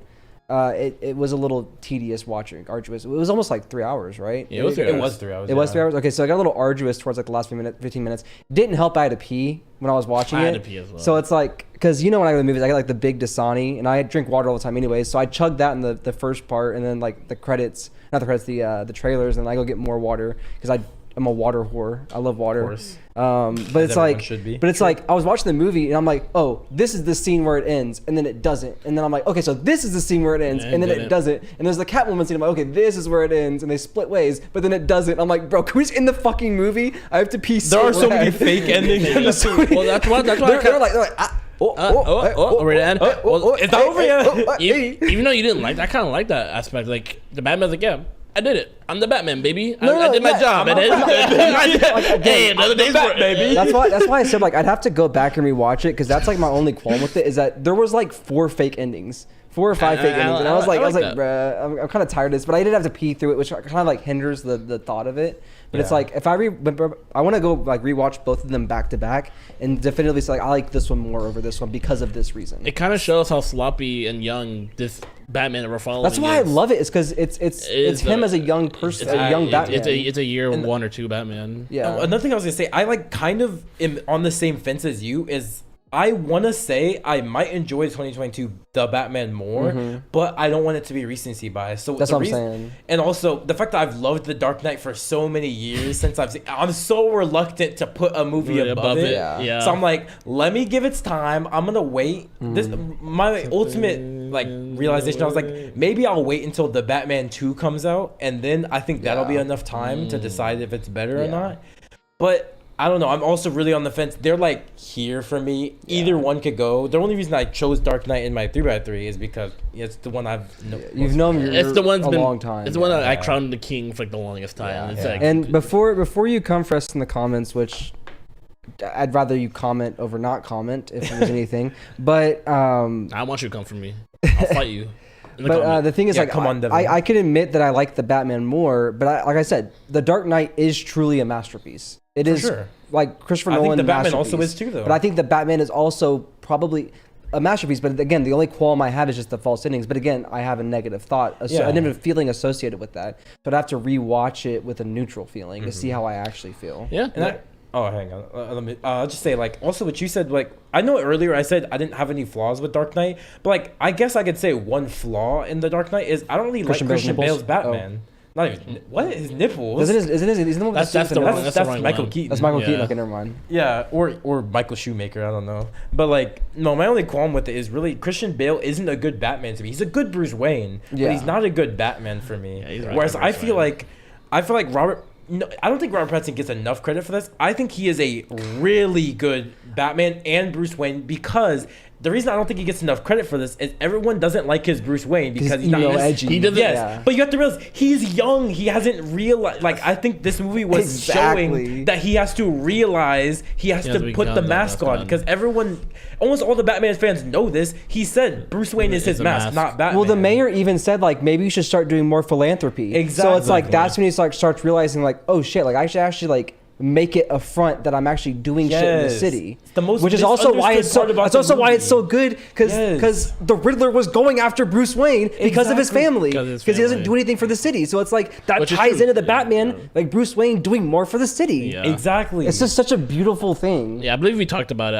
I don't know. I don't think it was recorded, but yeah, we definitely talked about that scene, and that's why I hate when people bash on like the 2022 Batman's Bruce Wayne. He's not a playboy. I'm like, he's young. He's just started. I also hate it when people can't find a qualm with the movie, so they go, I don't want to see Robert Pattinson, Twilight vampire being Batman. Like, delineate him from his past. Like, it's the same thing with like, I can't think of this. Daniel Radcliffe. People are always going to associate him with Harry Potter because it's his biggest thing. So it's like, let him do his own thing. Like, he has that thing. Let him be their own person. Like, Robert Pattinson is he's a phenomenal actor. And he even hates the Twilight movies. He hates it with a passion. And he's like, I wish I would have never done this low key. It's spring forth his career. Exactly. But it's like, let him be. If that's the point, you start attacking the actual actor as opposed to the movie, that's how you know it's just a really good movie. You just want to hate. You know? Yeah, and like part of the reason I said I'd have to wait till the second movie comes out to crown it above The Dark Knight is because all the qualms everyone has had about the Batman that I don't hold against it is because I'm like, he's year one. Give him time. Yes, let him So if the Batman 2 doesn't establish that he's learned from it, then there are actual bad things about the movie. Like, if he doesn't... I don't think Batman 2 will be very far, like, time away from I'd give it... Batman I'd say, 1. like, probably, like, a year. From, like, in canon. It might like be a year or two. Maybe a couple months even. Because I think they definitely want to keep Gotham flooded. Because they already established that, like, the Riddler's talking to, like, the Joker. So it's like, they're going to kind of go that route more than likely. Which I wish they didn't introduce him so early. That's my only I actually kind of liked it. That's my only I think it's based on a real storyline. I think it was, like, the right time. Because, like, it's like, you could tell the Joker is, like, starting to make connections with all these criminals. So it's like, they're coming into Arkham, and then he's, like, talking to them and whatever. You could also argue he's not the Joker yet. He's still Red Hood gang. He just fell into the acid, which is fine. Which is fine. That's why I'm like, I'm waiting. Let him to see. I want to see what they do with him because like my favorite thing about the Joker is seeing him interact with the final version of Batman. Kind of like he's already well pronounced. He has everything already set. And to see Batman challenged by the clown, it's so good. So that is just like that's the main reason why I cannot rank it any like higher. That's why I have them equal. I need to see if like I was right about why the Batman did certain things. Like people had issues with the fact that Batman was hit and like was getting hit in that scene. I'm like, well, yeah, he's new. Makes sense why he's not built. He was still like throwing some haymakers Yeah. too. So it's like you gotta take the good with the bad. Well, So yeah, I'm like, He's I just not experienced as he is when he's older. that's why I just pin everything to him being year one. And he hasn't so- even been with the League of Assassins yet, right? Nope. Yeah, That's- so I it's don't like even he hasn't think had they're any gonna go that training. route. I don't think here. they're going that route. Oh. either. If they do, it would have been the second movie, but I don't think it doesn't They're look not like gonna- that's the yeah. path they're taking. Unless like he already did and we just don't can know see it. it. Which kind It of makes doesn't sense look because like it. No, think the way he doesn't fights, fight. he's a brawler. He's a truly like take a And hit, look- give a hit. yeah, I could say unless they're saying he doesn't want to use their tactics because he doesn't respect them, respect it. which is possible. Yeah, but like everything, that's what we keep iterating. I really like how it is a year one Batman because even that one scene where he has like not a glider, but he has like some like thing and he falls off it. He kind of crashes. I'm like, I like this. At first, while watching the movie, I was upset, and once I realized what they were doing, I'm like this. Looking at it with new eyes, like this makes so much sense. Like they did everything on purpose. At least I don't know if I'm giving him too much credit, but I'm assuming he did everything on purpose, making him a very clumsy person because he is a year one Batman. Exactly. That's why it goes back to like why I'm waiting for 2 to see if it was done in purpose or if it's just bad writing. Yeah, we're giving this man too much credit. Batman 2 decides if it's all on purpose or if it's like bad writing. Yeah, I was gonna say something. Yeah, we No, I was gonna say like one more thing, and then we can move on. But I completely forgot what I was gonna say. It was good though. It was good. Though. It was good. And then my last like semi duplicate, which we're not gonna spend a lot of time talking about, is I actually have the Phantom Menace on here. That's the first one, right? Yeah. Or not Phantom Menace. Attack of the Clones. Second one. Yeah. That's a very good one. I love the where second Order one. 66 from? No, No, I see. Order 66 is from. It's from 3. that's the one I. Oh. That's the one he I has, chose. yeah. That's when he kills all the younglings. But like the thing is with 2 is like, not to kind of, we're gonna get off this pretty fast. I don't know what to say about it because we talked about Star Wars a lot already. But it's like Anakin when he's finally like starting to grow. He's already grown up. He's like a teenager, Yeah, he's like in late the middle teens. stage. So he's like in that like awkward in between stage, and it's just really nice seeing him like interact with like Padme or interact with like a younger Obi-Wan Kenobi. But they're like, it's not just like a master and a student. It's still master student, but they're more on equal footing. So it's like Obi-Wan actually like is taking into account what Anakin says. It's not just like, no, you're a child, listen to what I say. type thing. Yeah. I was gonna say, since we're not talking about it too much, I read the scene where, like they're on the battlefield and there's like hundreds of Jedis and they're all fighting like droids. Like, Yeah. you see, you get like a pan up of like you looking down, you see all these like different color lightsabers. Yeah, just everywhere. going crazy. Yeah. Like, I also love the such a cool scene. Coliseum scene where they're all chained up to the posts. Yeah, that's and the scene I was talking about. Remember, because they're all in the Coliseum. I was thinking about the one with like Jar Jar Binks. I thought that's the one you were talking about with like the shield. Well, the only two Jedi there are Obi-Wan and Anakin. But you said like all the clones. There wasn't. Oh no, I meant all the Jedi. I said all the Jedi. Oh, I think you said all the clones. I was Yeah. like, no, that's the one with Jar Jar Binks. Yeah, in the on, Coliseum where whatever it's they're fighting the droids, and there's just yeah, hundreds it's just of they're Jedi all going crazy. It's like there. every single Jedi going crazy, and you see like Mace Windu going crazy and stuff. Yeah, that's and you see pretty cool. Doku like, should I like reveal that I'm a Sith? Like, no, not yet. I It's not the wouldn't. time yet. If I'm the only Sith in the area and I see hundreds of Jedi there, I'm like, If you're him, you gotta do it though. If You're not him. Look, the thing is, Darth Vader, he would have done it. Darth Vader would have said, "What y'all gonna do about it?" The difference is that Count Dooku can't even 1v1 like Yoda, or like he can't 1v1 a single Jedi. Vader would be like, "Fuck you, I'm stronger. I'm better than you." Because he's him. yeah, Vader would fucking destroy the Coliseum. They're like, Vader would, like- Darth Vader, He's like, you know, like the scene like in Fairy Tail where Natsu melted the Coliseum. That's just Vader with the Force. He's like, and it melts it. But anyways, let's not get on like a Star Wars Before we get on tangent. it, how can we talk about the prequels and we didn't talk about Jar Jar Binks, bro? The goat. The Sith, Jar Jar Binks. Darth Binks. Jar Binks.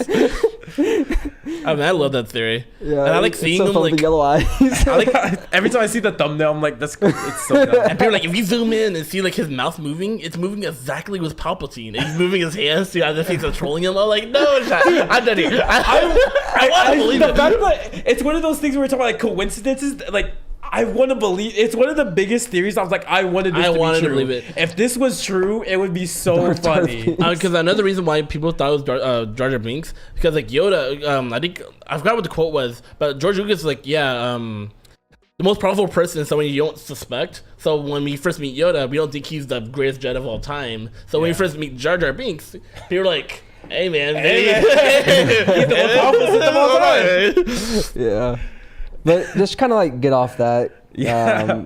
So that's like 4. I guess I'll go to the next one. I have The Godfather on this list. Oh, that's a good pick. I've only seen it twice. Try hard pick, but and you can say that, but like I've only seen it twice. I watched it last summer for the first time. Not the same. I watched it for the first time last summer for like the movie class, the film class I was in, and it shocked me how enthralled I was in this movie. It's like it's almost 3 hours. It's a very long movie and it's very slow. But just watching a lot of the stuff, like Michael, when he's becoming the actual Godfather, his sister had a baby. So he's in the church, like becoming the Godfather of the baby. He's being christened. And the priest is like, do you promise to do no evil, whatever, right? It's going through the whole speech. And the entire time, every time the church bell chimes, it's him, one of his men, performing a hit on someone else. Because like they were gonna do like a coup against him. Yeah. So then he's like, okay, I'm gonna send my men out. And it's like, I didn't dirty my hands, they dirtied their hands for me. And it's like it's just so good. That's cinema. It's like you promise to do no evil? Yes. Bing, and it's like some dude's like breaking in, like this dude's having sex and just like kills the guy and the girl, right? And it's like, do you promise to do this, protect no matter what? It's like, yes. Bing, and it goes to like some guy shotgunning this guy in the street or killing a cop, or in the cop be like shooting the guy up the stairs and stuff like that. It's just such a beautiful scene. Like the cinematic portions of that movie is just so beautiful. And Marlon Brando is like, him as the Godfather is just he fits that role so well. Like we talked about perfect casting, and I didn't know if y'all have seen The Godfather. I would say Marlon Brando for The Godfather is like pretty much a perfect casting. He fits it because he is himself like a delinquent person, or he was in his youth. So it's like him being like against the law and stuff, but doing it in a smart way, just the way the Godfather does with the mafia and whatnot. It's just so awesome. I can keep talking about this movie. I don't want to, because you already kind of dragged on for a lot of the other stuff. So I don't want to like spend a lot of time on these picks. But I will say, like, even though it is like a try hard pick, it holds up to the hype. I think that it holds up to it. For me, I agree. I think Godfather is Godfather is one of the movies where it's like, it's up. Everyone talks about The Godfather with like the greatest movies of all time, and I think he's fine in that debate. For me, I don't know if you've ever seen The Goodfellas. No, I haven't yet.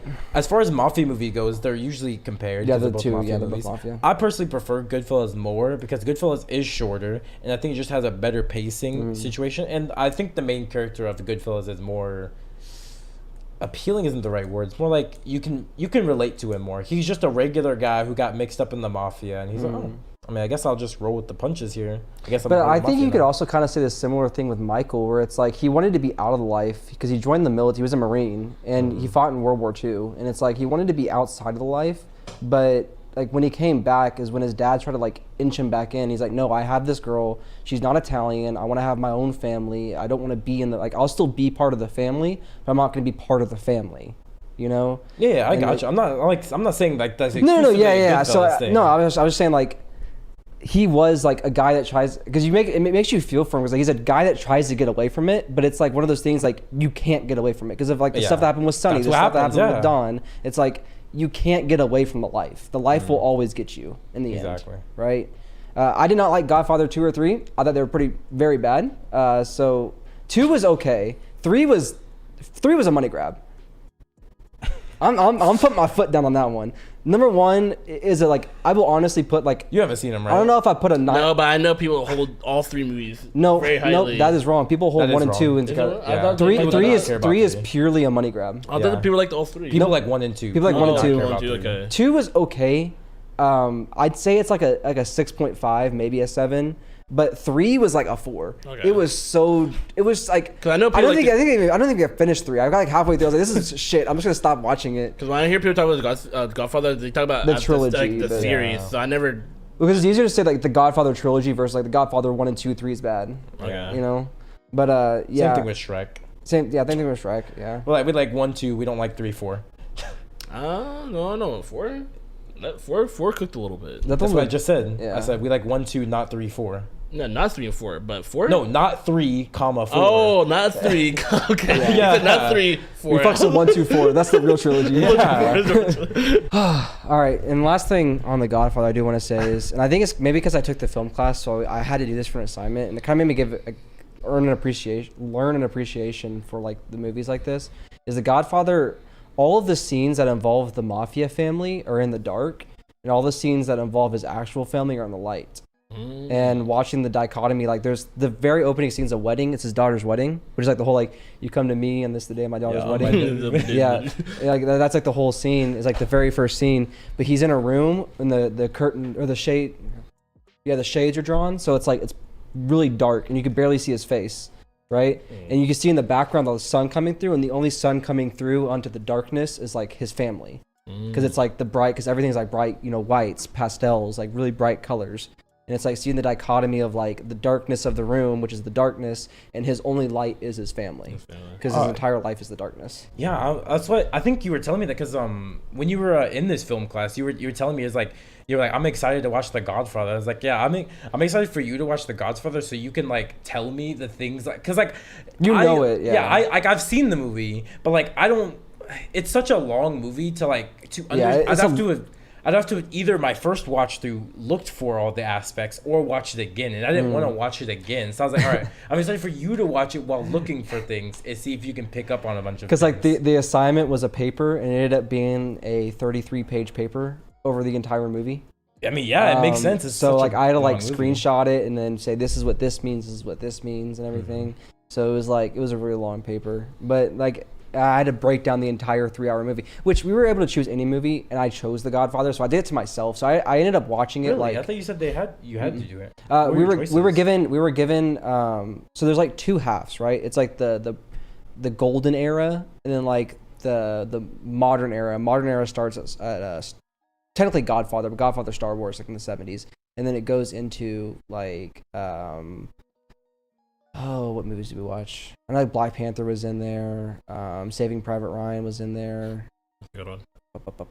There's one I always forget the name of the movie. It's like it takes place in like the hood, like this inner city hood, like it's just like the inner city. And I know Giancarlo Esposito was in it. No, it's like School Days. No, it's a question. I forget. Why? Yeah, he's in School Days. What do you do now? What would you do? I don't know. It's. What would you? I think sounds right. Yeah, it's a question is the name of the thing, right? And I'm gonna be honest, I didn't watch that movie. I just watched the clips from the textbook because I was like, I got behind because I was being lazy and I had to watch like 4 movies within a day. I'm like, I'm not watching these. So I was like, I've already seen Saving Private Ryan. I'm not gonna watch that. I'm not gonna watch this movie. And I was like, I guess I'll watch Black Panther, but then something came up, so I didn't watch it. So I still haven't seen Black Panther. Bruh. It's like stuff because it's like in the semester, like shit just happens. You like you say like black people. Yeah, I don't like black people. Rest in peace, my nigga Marlon Brando, though. Yeah. Moving on. Yeah, but I mean, like, speaking of, you did call the Godfather Marlon Brando when Marlon Brando is not the Godfather. Al Pacino is. Marlon Brando plays Vito. Yeah, it's the Godfather. No, the Godfather is Al Pacino. The Godfather to Michael. But like the Godfather, like the Don of the mafia is Marlon Brando. Okay. I was like, I'm not tweaking. Like he is the Godfather. Like, he's the Godfather to everyone else. Okay. So it's like he's the Godfather. Yeah. That's why like my favorite that's why he's like on the poster, the Godfather. Yeah, my favorite scene is like, I'm the Godfather. He's like I'm the Godfather, but I'm dying. So Michael, you're the Godfather. What about the scene where he goes, look how they massacred my boy? Yeah, that's a good scene. I didn't realize that was from that. Like I knew it was from the Godfather, but like it didn't click till I actually watched the scene. And I was like, ooh, R.I.P. Sonny. That's tough. That's tough. Rest in peace, my nigga Sonny. Yeah. All right, moving on. All right, so moving on. Next one on here, I'm gonna go Silence of the Lambs. I've heard good things about this movie. So I've seen it a couple times. It's like you have a try-hard list right now. Because I wanted like with the IMDb. Your list is sweating. You put that Dark Knight in there. Wait till you see my next pick. This American Psycho Tyler. Oh my god! I can't believe it. The nigga's sweating. He's sweating, bro. He's sweating. I love these movies. See, the thing is, I knew you put American. You didn't tell me, but like ever since, because I was there when you watched the movie. I'm like, he's definitely putting American. Well, let him get to his list. Let him speak. It might not be on my list. Maybe it's not. What did you just say? The Silence of the Lambs. Because I'm actually curious about. Because I wanted a horror movie rep. Because I never. Oh, so that's your rep. Okay. Yeah, I never really want. Well. Yeah, it's my rep. It's like a psychological thriller. I didn't know it was a horror movie. It's horror. It's a horror because it's like a suspenseful horror. The whole movie, I thought it was going to be like almost like a slasher, just because I didn't know anything about it. Right, going into it, I thought it was going to be like I knew about Buffalo Bill, and he was like a kidnapper, and he would like kidnap people and like put it in the, because I know that the whole like it puts the lotion on the skin or else gets the hose again, like the whole thing. So it's like I knew about that. So I figured it'd be like some kind of like guy that like kidnaps people and then he kills them and he goes out killing people and that's the whole thing. But it's not, right? It's a very psychological. How do I describe it? Like it follows serial killers. So it's like there's two main serial killers. You have Hannibal Lecter, and then you have Buffalo Bill, and there's a detective from the I believe she's in the FBI, and she's talking to Hannibal Lecter because they're trying to catch this guy Buffalo Bill. Is it Clarice? Clarice, yeah, that's her name. Yeah. I know it because of The Office. Yeah. The scene where he cuts out the face of the dummy. Yeah. That's the only reason. So she's talking to Hannibal Lecter in order to try to get insight to catch this other serial killer, right? And then when she's walking down, you know the scene from Stranger Things in season 4 where they go down and talk to the guy that supposedly killed his family, but it was actually like Vecna. Yeah. So that scene is based off of the Silence of the Lambs. It's the exact same scene. Basically. I think a lot of prison scenes are based on that. Yeah, because it's an iconic scene for that movie. And she's like talking to Hannibal Lecter, and they're like, "Be careful because like don't say anything outside of pertaining to just the case." And then Hannibal Lecter was like, "I'll answer your question if you answer mine." So she would ask him some like crazy off the wall question, gives her a straight answer, and goes, "What's your birthday? What's your favorite color?" And just ask her like random questions, and he starts building a portfolio of her in his brain because he's a serial killer, right? Yeah. And it goes through like this whole thing, and it ends up like, are y'all ever gonna watch it? Have you watched it? Okay, so I don't want to get too into it then, because this is all like the first 10-15 minutes. A lot of stuff ends up happening. It's hard to explain how much I like it because I want to talk about scenes that I like. Well, we talk about something, but it ends up being like there's a plot twist. There's something that I didn't see coming, and it kind of threw me like it was like kind of out of left field with the way that they did it, which is really well done. There's actually 2 things that happened that kind of threw me for a loop. But what was really good about this, and the reason why I did want a horror movie rep, just kind of backtrack a little bit, is that my dad and I always watch Stephen King movies, so we always watch some kind of horror, and we always watch like The Poltergeist or like. I'm blanking on other movies. Paranormal Activity, yeah, like stuff like that. Yeah, so stuff like that. The only movie I could never really watch was Annabelle, because I don't fuck with dolls. You're scared? I'm genuinely like scared. I can't even watch it now. A doll? I don't know what it is. I think what it is like when I was younger, going to like my aunt's house or my great aunt's house or whatever, and they like the guest bedroom is where like they have all the dolls and shit, and like I'd sleep in the guest bedroom, so it's like I'd wake up and it's like all the eyes are just like staring at me, and like it. I guess it's like a childhood fear type thing. So it's like Annabelle is like the whole Conjuring series. I can watch all of them and be fine, except for the Annabelle movies. I cannot do Annabelle. So like the line is drawn at Annabelle, not Chucky. I would assume you're fine with Chucky. No, Chucky's fine because it's comedic. It's kind of funny. I mean, it's not. Chucky became comedic. It wasn't made. No, but we watched the first 2, 3. We watched all of them. We didn't watch all of them. We watched like 3 of them. What? There's like 6. There's 7. Yeah, 6 or 7. We watched like the new one where he's the robot. We watched like the main. So we watched the main ones and then the new one, but it's like that's like a goofy. It's not really horror. But anyways, the first one was supposed to be. The first one. The funny thing, like my dad was telling me about, funny. The first Child's Play was not supposed to be funny. It just became funny because everyone made it funny. He's like, "Hey kid, I'm gonna kill you." it's like, bro, what? I'm no different Chucky, bro. Yeah, I don't understand why people die. I mean, there's like some reason. It's like even though he's in the strength, he has a full grown man strength. But he's a doll. But it's like, I'm like, it doesn't matter how strong you are. If you weigh 3 pounds, I'm picking you up. You're not taking me down. I am punching you. Well, then what about Annabelle is different? It's because of her supernatural powers. I don't know. I can't really explain it. It's just. I remember my dad took me, my cousin, and my uncle. We all went to the movies and we watched Annabelle when it was released. And I watched like the first like 20 minutes. And you know, like when you get scared, and it's like you're almost like frozen, like you're paralyzed, but you can't move, but like you're sweating almost, and like you get like a chill. I've never counted that in my life. Okay, so I don't know if it's like just because like because it's things that children usually experience when they're scared. Adults usually don't feel this, and I don't know if it's because I was a child when I was scared of dolls, like those kind of dolls, that like I was frozen in my chair and like I couldn't move and I was sweating and like my body felt like it was shaking but it wasn't shaking, and I had like chills running down my spine, and like it feels like your blood is getting thicker and like it's just rising to your head, and like your head's getting like a lot of pressure, and then like it's like sleep paralysis. You know when you have the door just opened on itself, and then Annabelle's in there. I would actually be like, all right, I'm gonna head out. I'll see y'all. I'm not fucking with this. But it's like you know, like sleep. Have you ever had sleep paralysis? Yeah. No. You know the feeling of sleep paralysis. That's what it feels like, but I'm wide awake. So it's like it got to the point where it was building up, and I finally was like able to move. And I told my dad, I can't watch this movie. Like I literally am just, for some reason I'm just terrified of this movie, so I can't do it. Even though I know like shit like that's not gonna be real. It's just like something like inside of me. Just I can't watch those kind of movies. But I can watch like The Conjuring. I can watch Insidious. PTSD.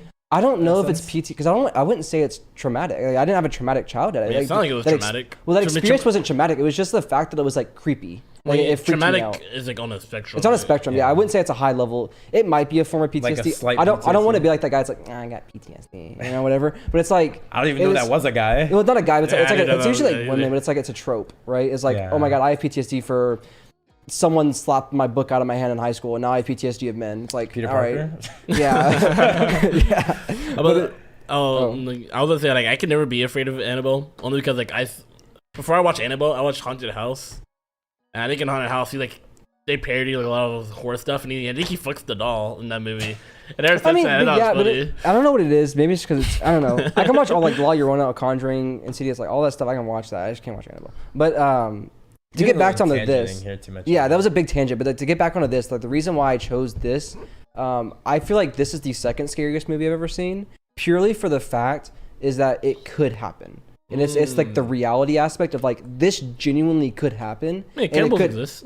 Well, yeah, but like cannibals exist, serial killers exist, trans people exist because Buffalo Bill's trans. I don't even know this. Oh, we'll say why are you bringing up trans people for it? Yeah, but it's like everything that happens in that movie could happen in real life, and that's what's scary is the fact that I could be right now when I'm leaving the studio, walking out to my truck, and I can see some guy, and he's like, "Hey, what's up?" And as I'm opening my door, I get knocked out and end up in this dude's basement. It's the fact that it could happen to me at any time is what makes it truly terrifying. And it's a very suspenseful movie. So when you're watching it, you're ready for a lot of suspense that comes with it because it's not in your face. It's a really good movie. Everything's behind the scenes, right? Oh, what's the first scariest? Annabelle. Oh, okay. I can't watch Annabelle. Okay. Like, well, I could watch. Yeah, like I got that, but I thought your first would have been a movie you actually could have watched. Though. No, my first is Annabelle purely for the fact that I can't watch it. If you're talking about a movie that I can watch, the scariest to be Silence of the Lambs. I also want to watch No Country for Old Men because apparently that's like is that a horror movie. I thought it was just an action. Am I thinking of the right one? No Country for Old Men's the old guy who goes around killing people. Yeah, that's the horror movie. And well, horror, but it's like it's a thriller, isn't it? It's a thriller, Yeah. but people say like that's like the best depiction of a serial killer ever in any media. Really? A bunch of psychologists talk about it. Over Like Hannibal Lecter? yes, Wow. they said that he is it. genuinely the best. Like he is the way that he thinks and the way that he talks and the way like even like the scene like where he flips the coin and the guy doesn't know why. He's like heads or tails, and then he's like heads.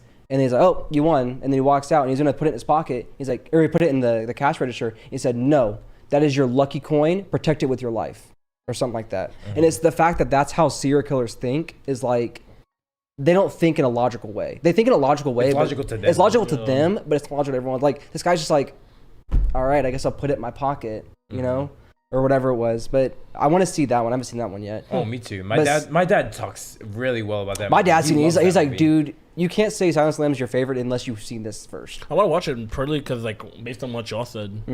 Oh yeah, my dad highly touts like he's always like you like every time I tell him like a movie I was like, oh, I just watched Goodfellas. He's like, when are you watching No Country for Old Men? That movie is like him. Yeah. Wow. I'm like, oh, that's not your fault. You didn't make me watch it. That's on you, bro. That's not on me. But yeah, like that. You should have made me watch it. Not to get too far into this, but those two, like Silence of the Lambs is a really, because I wouldn't consider it horror, even though I am saying it's horror. It's horror in a way that it's scary, right? It's the reality aspect of it. But kind of get off that. You already knew it was coming. American Psycho. I've seen it actually 3 times since I watched it with y'all. Bruh. I do love That was this like 2 movie. months ago, wasn't it? Yes, and the thing is every time I rewatch it, I find something that I didn't notice before, and that's what makes me really want to keep. Because for those of you that don't know, if mild spoiler warning, things been out for like what 30 years almost or 20 years. It's been out for a long time, the 90s, right? So spoiler warning if you want to watch American Psycho, pause it, go watch it, and come back. You definitely should watch it. You definitely should watch it. Like even if you haven't, the spoilers I don't think really ruin that much for you. No. But the fact that he might not even be Patrick Bateman, and the fact that he might have never actually killed those people in the end, like going back and watching things, it's like, did I actually see this, or am I? Because like you're obviously seeing everything from his perspective, but it's like, did I actually see this, or am I just seeing what he wants me to see? The unreliable narrator. Exactly. Like he's his own narrator, but he's completely unreliable. You can't trust. After that last scene, when I rewatched it, I didn't trust a single word he said. I would only just watch what I'm seeing. And then watching people's mannerisms, like where he's talking to someone, or he's like, he killed someone in front of someone and no one reacts. It's like, oh, so that might not have happened. Like this is all in his head. He's just thinking about doing it because the fact that no one reacted to this happening in front of them, you know, it's like, I can't really say much else about it. It's just a beautiful movie. I think it's probably a 10 out of 10 movie, quite frankly, and I'm probably going to keep watching it going forward. Not now, like in the foreseeable future, but I will. No. He hasn't gotten. I haven't gotten my goat yet. But I will say that's one of the best movies, except for the next one, which is Django Unchained, which I'm surprised y'all didn't have Django on your list because I thought y'all like Django. Okay, when you started your list, I didn't want to cut you off, but like I remember two more honorable mentions. It was gonna be Django and Joker. Those were two I was gonna say. Yeah. So Django, I don't know if it goes back. I don't want to call it like white guilt, but it's weird as a white person watching a movie like that because I know it's like this kind of stuff did happen, and I know that I'm not to blame. My parents are to blame. My grandparents, going back because me specifically, my family are Irish immigrants, so we came here after the Civil War. So I have zero connection with anything that happened pre-Civil War to America. Right. For the most part, I think on my mom's side, I have like a very distant relative that's from. Not important, Tyler. Let's just anyways, regardless. You don't prove that you're not racist. I'm not racist. My ancestors not racist. No one cares, Tyler. No, but I was going to a point where it was like I was in 6th grade when I first watched this movie because my dad was watching it, or 6th or 7th grade, I don't remember. But I remember just like feeling really weird about it, and the more and more I watch it, the more I really gain an appreciation for what it did. Kind of telling a story different from like other movies about that era. It was like about a black guy that was a slave, but it's like he didn't just escape the plantation and that's it. It's like he actually did stuff to further freeing other slaves and stuff like that. And it was really nice seeing that. Samuel Jackson was amazing in that movie. Leonardo DiCaprio was amazing in that movie. Like the whole Candyland stuff. Jamie Foxx? Well, yeah, obviously Jamie Foxx is Django. Yeah. Like it was amazing. I can't remember the guy's name, but the guy that was with Jamie Foxx. The guy who taught him everything? The guy I don't know his everything. actor's name, actually. I know he was also in Inglourious Bastards, and I do want to see that one as well, but I haven't seen that one yet. But he did a really good job. Everyone did a really good job in that movie, and like the whole thing with I forget the name of the fights. It's when the slaves would fight. Do you remember the name of like the actual? It doesn't matter. So like Leonardo DiCaprio's character, he would make the slaves fight in like dog battles and stuff, and they would bet on them. And it was really interesting seeing him like go through that, and then Django kind of like goad him on because he finds his wife there, so he wants to free his wife, and he kind of goads him on like, hey, you should do this, or like when the black guy steps out of line and like the dogs are attacking him, and Django's like stop, and then he was like, do this, and they do something else, like they beat him instead of having the dogs kill him, like they beat him half to death, and he's like kind of showing like, hey, I'm not like these other black guys, but that's not what they would say, obviously. But it's like going through that. It was really interesting. I can't really say. It's hard to say. Like these last like 3, it's just like a gut feeling. I just really enjoy these movies. These are movies that I can always just rewatch no matter what. I can watch it and then the next day watch it again because I just love them so much. It's a good movie. It's really good. I really liked it. Yeah. For me, the reason I would say Django wasn't in my list, because you guys know this, I've never seen Tarantino movies for a long time in my life. It's also my Tarantino rep. Yeah, so once I finally got into my Tarantino arc, which was maybe a year ago or so, it wasn't that long ago, I did watch Django, and when I watched it, I loved the movie, but I couldn't put it in my 3 list because I feel like it's too recent. Too recent? I didn't want to have anything too recent because I don't want to have recent. Same reason why Elden Ring wasn't in my gaming 3x3. I don't want to have anything too new. I want it to be like relatively old. Maybe in the future, if there's an updated version of my 3x3, Django might probably makes it. Yeah. See, like, I would say that, but I have American Psycho, which I watched the first time 2 months ago, but it's the fact that, like, I'm completely enthralled with it. Yeah, Like I love it so much. I think there are exceptions like that.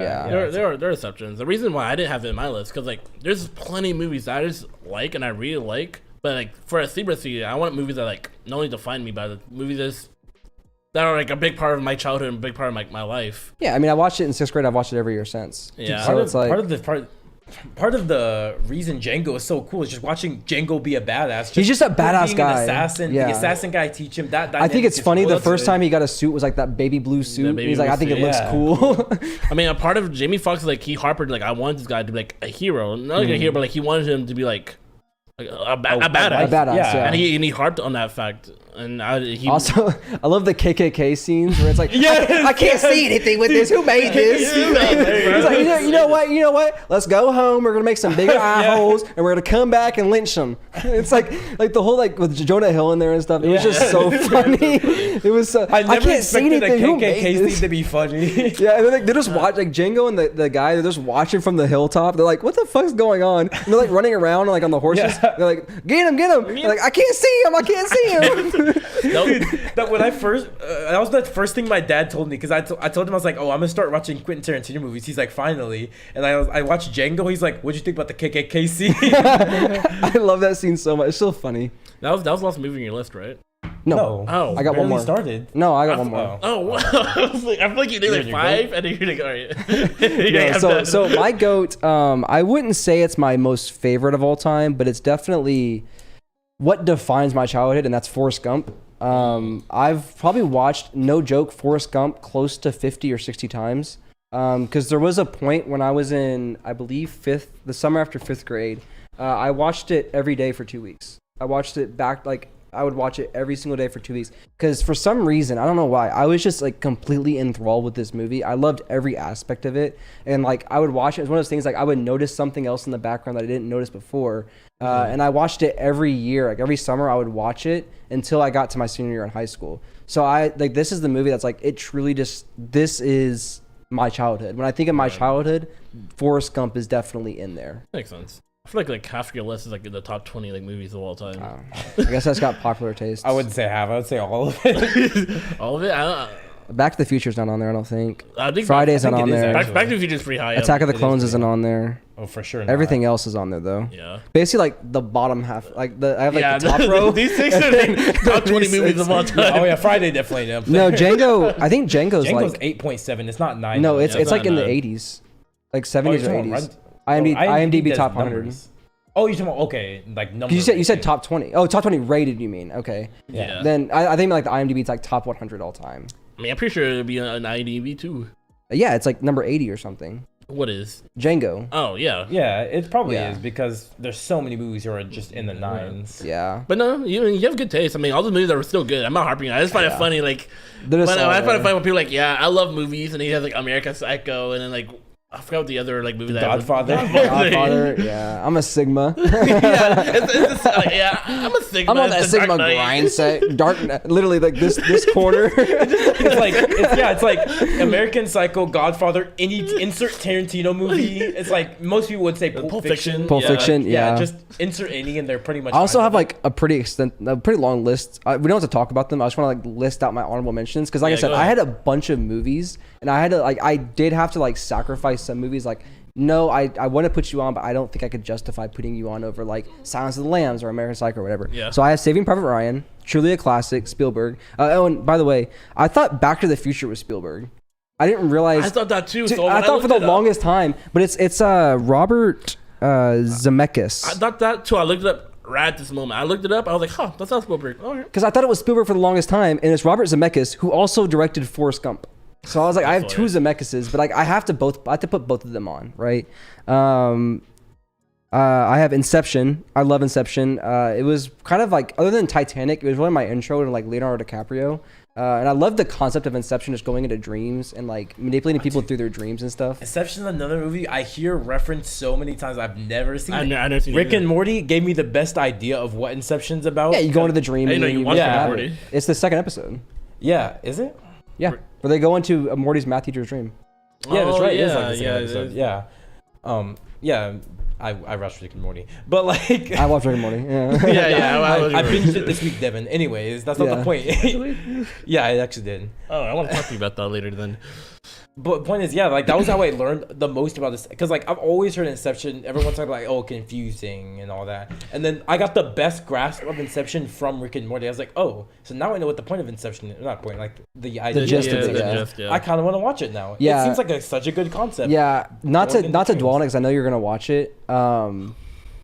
I don't understand how people think it's confusing. I thought I was in like 7th grade when I watched it. I thought it was straightforward. The only thing confusing was the very last scene, and it's just an open-ended scene. Okay, well, hang on. Does Rick and Morty do Inception justice? Like, is I what they don't do? think I've watched. I've only watched through season 4, or like the first part of season 4. Bro, it's like episode. It's episode 2. It's the first. episode. Oh no. It's the okay, first season. So It's the one with Scary I Terry. think there was another one. So then, okay, so yeah, the Scary problem is Terry, they bitch. went the Scary Terry route. So they did a really good job, because what Inception is you go into someone's dream, which is their subconscious, and then you convince them that this is an idea that they want to have. So then when they wake up, they don't think, oh, I was told by this in my dream. They just think, oh, I had this thought, so I'm going to do this thing.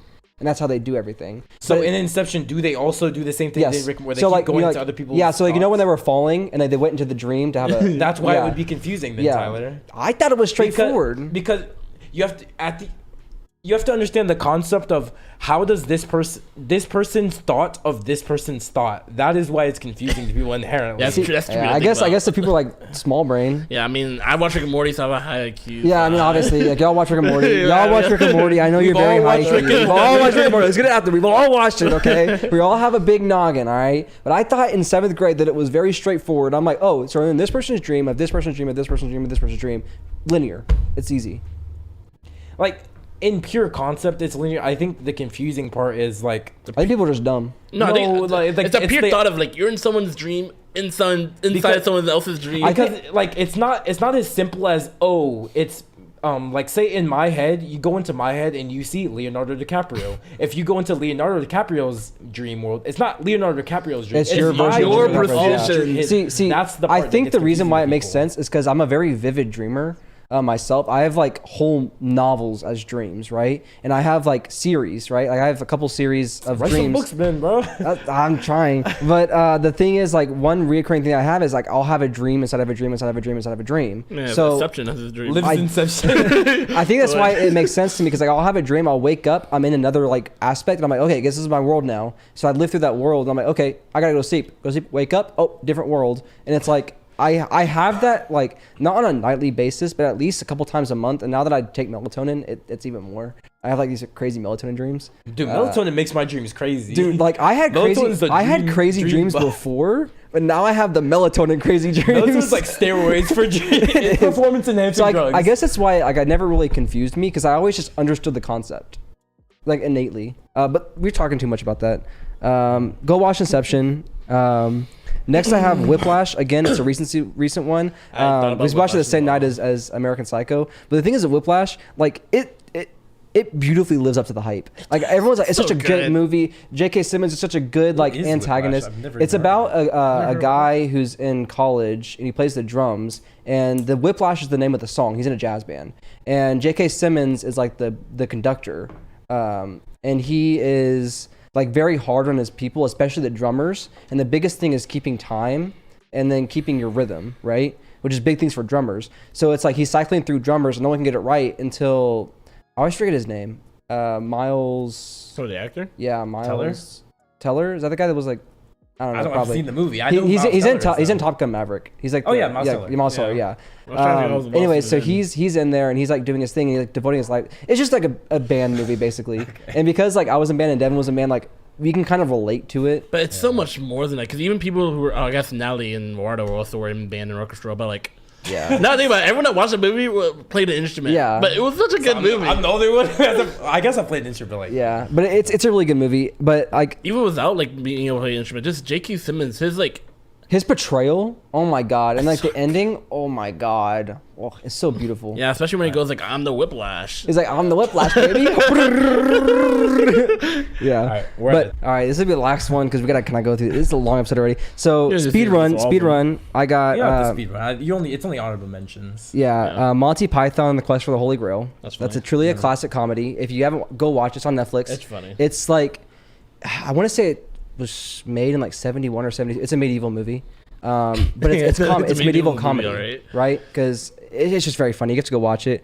I have Napoleon Dynamite because I've watched it. I've watched it so many times. It kind of like that's like right up my alley for like my middle school humor. It's like right there.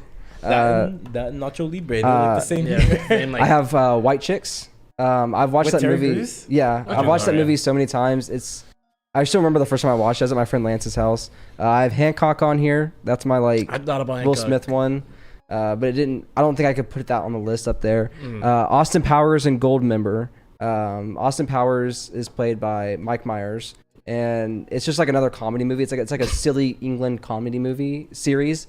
And I remember distinctly going to my uncle's house and just watching it all the time at his house, like on DVD, because he had a 3D TV. So it's like he had the glasses and stuff. And I could watch it. I could watch it. And it's like the curved and it's 3D. And I would watch that in 3D, and it was so like weird and trippy because it's not made to be in 3D, but like they make it 3D. They make it. And it's like really trippy.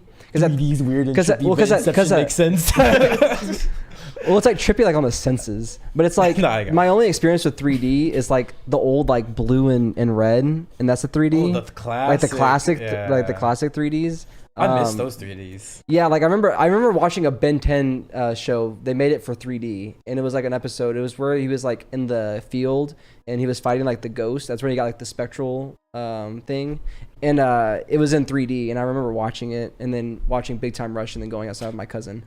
So like it's just a distinct memory, but I remember the 3D was so trippy, and watching Austin Powers in that, it's core memory. And Austin Powers is the one that has Dr. Evil. Yep. And he's like $1 million. Have you seen it too? I love Austin Powers. That's another one where I debated. There's so many movies that these can make. That's why my honorable mention is like so long. It's like all of these could have realistically made my list. Like when you were talking about like the KKK, I thought about Black Klansman. I haven't seen Black Klansman. I heard it's really good. Adam Driver. I heard it's so good. Oh yeah, when he's like shooting the car, like, you goddamn fucking. I'm not gonna say it. I'm gonna say it. What did you say? It's just a scene from a movie, Tyler. What? It's just a scene from a movie. Yeah. What's wrong with it? What did he say, Devin? What did he say, Devin? I didn't see the movie. Yeah, but I don't know if we could say this on YouTube. I mean, you're black, so. Yeah, I don't think black people can see this on YouTube. But then my last one is Scott Pilgrim versus the World. You have to put respect. You want to talk about like cinematography and things that happen behind the scenes, like even just like the bus scene with the hearts. So like when Scott's talking to, I can't fucking remember her name. Ramona. Yeah. Ramona Flowers. And like they're on the bus, and behind Scott, all the lights are hearts because he's in love. And behind Ramona, all of them are X's because she has all the X's like as a wall for her, so she can't fall in love. But then towards the end of the bus rides, they start slowly turning into hearts because she's falling in love with Scott. There's just things like that, like behind the scenes, or like the I like the visual. All the visual stuff is so good. Yeah, and like all this stuff, like when he takes the disc in his doorway and he throws it in the trash can behind him, he missed like 150 times or something. They had to redo that same scene. He's like, "Fuck." I think a little bit to the left, I felt that one, yeah. See, Scott Pilgrim vs. the World is another movie I haven't seen, but I love how so many times throughout this episode you can see there's movies I haven't seen, but I just know things them, about. Yeah. Like, part of the reason I even know about Scott Pilgrim vs. the World is because of Lil Uzi Vert. Yeah. Eddie, but So not even Eddie doesn't talk about it. It's just so weird to me. Okay. It's just so weird that like I know certain things. Like I've never seen the movie, but like you're like, who's the girl? No, Ramona. Just made sense to me. I'm like, yeah, like I suck with names though. That's the biggest thing for me. Is like I know a lot about the plot. I just suck with names. I think my favorite scene is like, I forgot. I suck with names too. I remember him jumping out the window because he's like, "Yo, is Scott here?" He's like, "No." Yeah, I think my actually favorite scene is when Scott is playing the bassist. And he's a vegan, but he has superpowers because he's vegan. and he has like soy milk and regular milk. And then he's like, "Here, have the soy milk." And he's like, "Hey, I can read your mind because of my vegan powers. I know that you put regular milk in that, so I'm gonna take this one because it's soy milk." And he drinks it. And he's like, "Actually, I just thought really hard about putting regular milk in that one. This one's actually soy milk. That's the regular milk." And then vegan police show up. They're like, "Vegan police, put your hands up. You're under arrest." You're protect your powers. He's like, it's such a fun movie. Like, it's based on a comic book, right? Yeah, and then Chris Evans is in it. He's like a skateboarder. Yeah, it's just funny. Like I love that movie so much. And all the music is really good in that too. Oh yeah, for sure. I love the music battles. It's one of my favorite, like some of my favorite like movie battles. Yeah, is it still on Netflix? It probably is actually. No, probably. I remember it used to be. I don't know if it is anymore. Yeah. But that's my list. That's my honorable mentions. Yeah, I can go on for hours talking about movies. There's so I just many keep movies. talking about it. Yeah. That's why I'm like. That's why this is so long. It's just. Yeah, I Let's do talk wish to I you. would have. I did forget about the Joker. I think the Joker forgot about the is Joker such as a well. good movie. I enjoy. It goes back to the unreliable narrator trope. It's part of. I think it part of a core part of Joker's character that is really important. That he is sane, but at the same time He's he's not insane. our version Yeah. of He's sane. sane, He's yeah. just super sane, right? Yeah, he's Like, saying yeah. because to him everything makes sense. So he makes like in the Joker, you can theorize he made the idealized version of his origin story. Yeah. Even if some of it didn't happen. And just you can rewatch the movie so many times, like, did that actually happen? Same thing what you were saying with American Psycho. American Psycho. It's like, and did Inception. that actually happen? Inception too. If you get to it, like the ending it's like that same vein. Did it actually happen? Yeah, I remember the first time when I watched Joker. I saw it in the movie theater. I was smiling the whole time because it's such a good movie. It's a yeah. really good movie.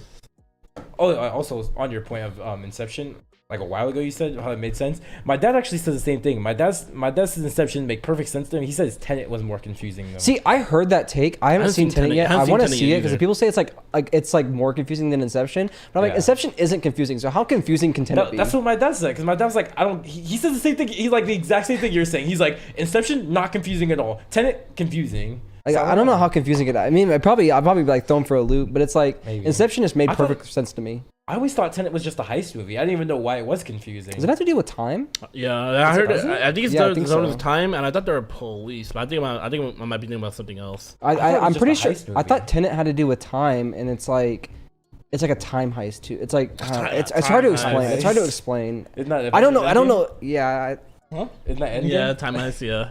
I don't know anything about it. I know it's a heist movie. I just don't know if it's like a regular heist or it's like a time heist. I thought it had something to do with time, but I could be thinking That of does like make a sense. different thing. Yeah. I have no clue. I'm gonna watch it though. It's definitely on my feel like list. If it had something to do with time, that would make sense of Why it's confusing? Because Yeah. timelines and Because stuff. if it's just a heist, I can't fathom why it would be confusing. Yeah, the only thing you can make it confusing is like it's like Knives Out. You just make certain bits of information available at once. Yeah. And it's like, wait, I thought this was this. No, it's this. Oh my god, Or I'm so it's like- confused. It's like who actually? Maybe it's like a bunch of people all trying to commit the same heist. And you're like, who actually completed the heist? And they don't tell you, but they kind of imply. Yeah. I can see maybe a heist being confusing. But time makes like, the most sense. Yeah, If it has to do with like time- time and timelines, because timelines can get so confusing. It It can be. makes sense. Yeah, Speaking of time, we're running out of time here. It's a pretty long episode. very Yeah. long You episode. see, we're very passionate about these. Might be our movies. longest episode.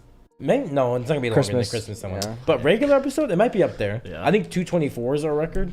We're definitely over that. We 100%. were at 211 at the break. Yeah. So Yeah. What can we say? And We really like movies. Yeah, potentially we do. you have to take I into really account. You have to take into account that we leave. So like that timer isn't always right. I guess. Yeah. Yeah. We take bathroom breaks and all that. Yeah. hey, You wanna? yeah. I mean, like, I guess, yeah, I'll take it over. Like, comment, subscribe, share, do all the YouTube stuff. We know that y'all can comment because this video episode 70 is out there, and I know that y'all are commenting like crazy, and it's Y'all barely going been out. dummy in that Y'all are video. going dummy in that comment section. It's been a day, so it's like, I guess the timestamp this Some episode. people are taking some L's in there. You guys are debating. And some are people taking some taking Yeah, dubs. some are taking Someone some said, L's. hey, I'm just gonna say Linksist. I was talking about Lisa's comment real quick, where he said Gabe is just a mere god disciple. Jose's the throat goat. Like, come on, Put the Metro Boomin on there, bro. Quit playing with me right now, dude. Are you kidding me? Drop the hardest comment of I can 2023. just imagine, like, maybe not Linksys being the Metro Boomin, but it's like Throat Goat Jose in character saying the speech while he's fighting him. He's like, huh. So they call you the pleasure god disciple. It's just like the song is like in the background while he's giving the speech. It's like you're just a disciple of someone they call the pleasure god. That's neat. I am what they call the throat goat. Superhero, dude. Come on, man.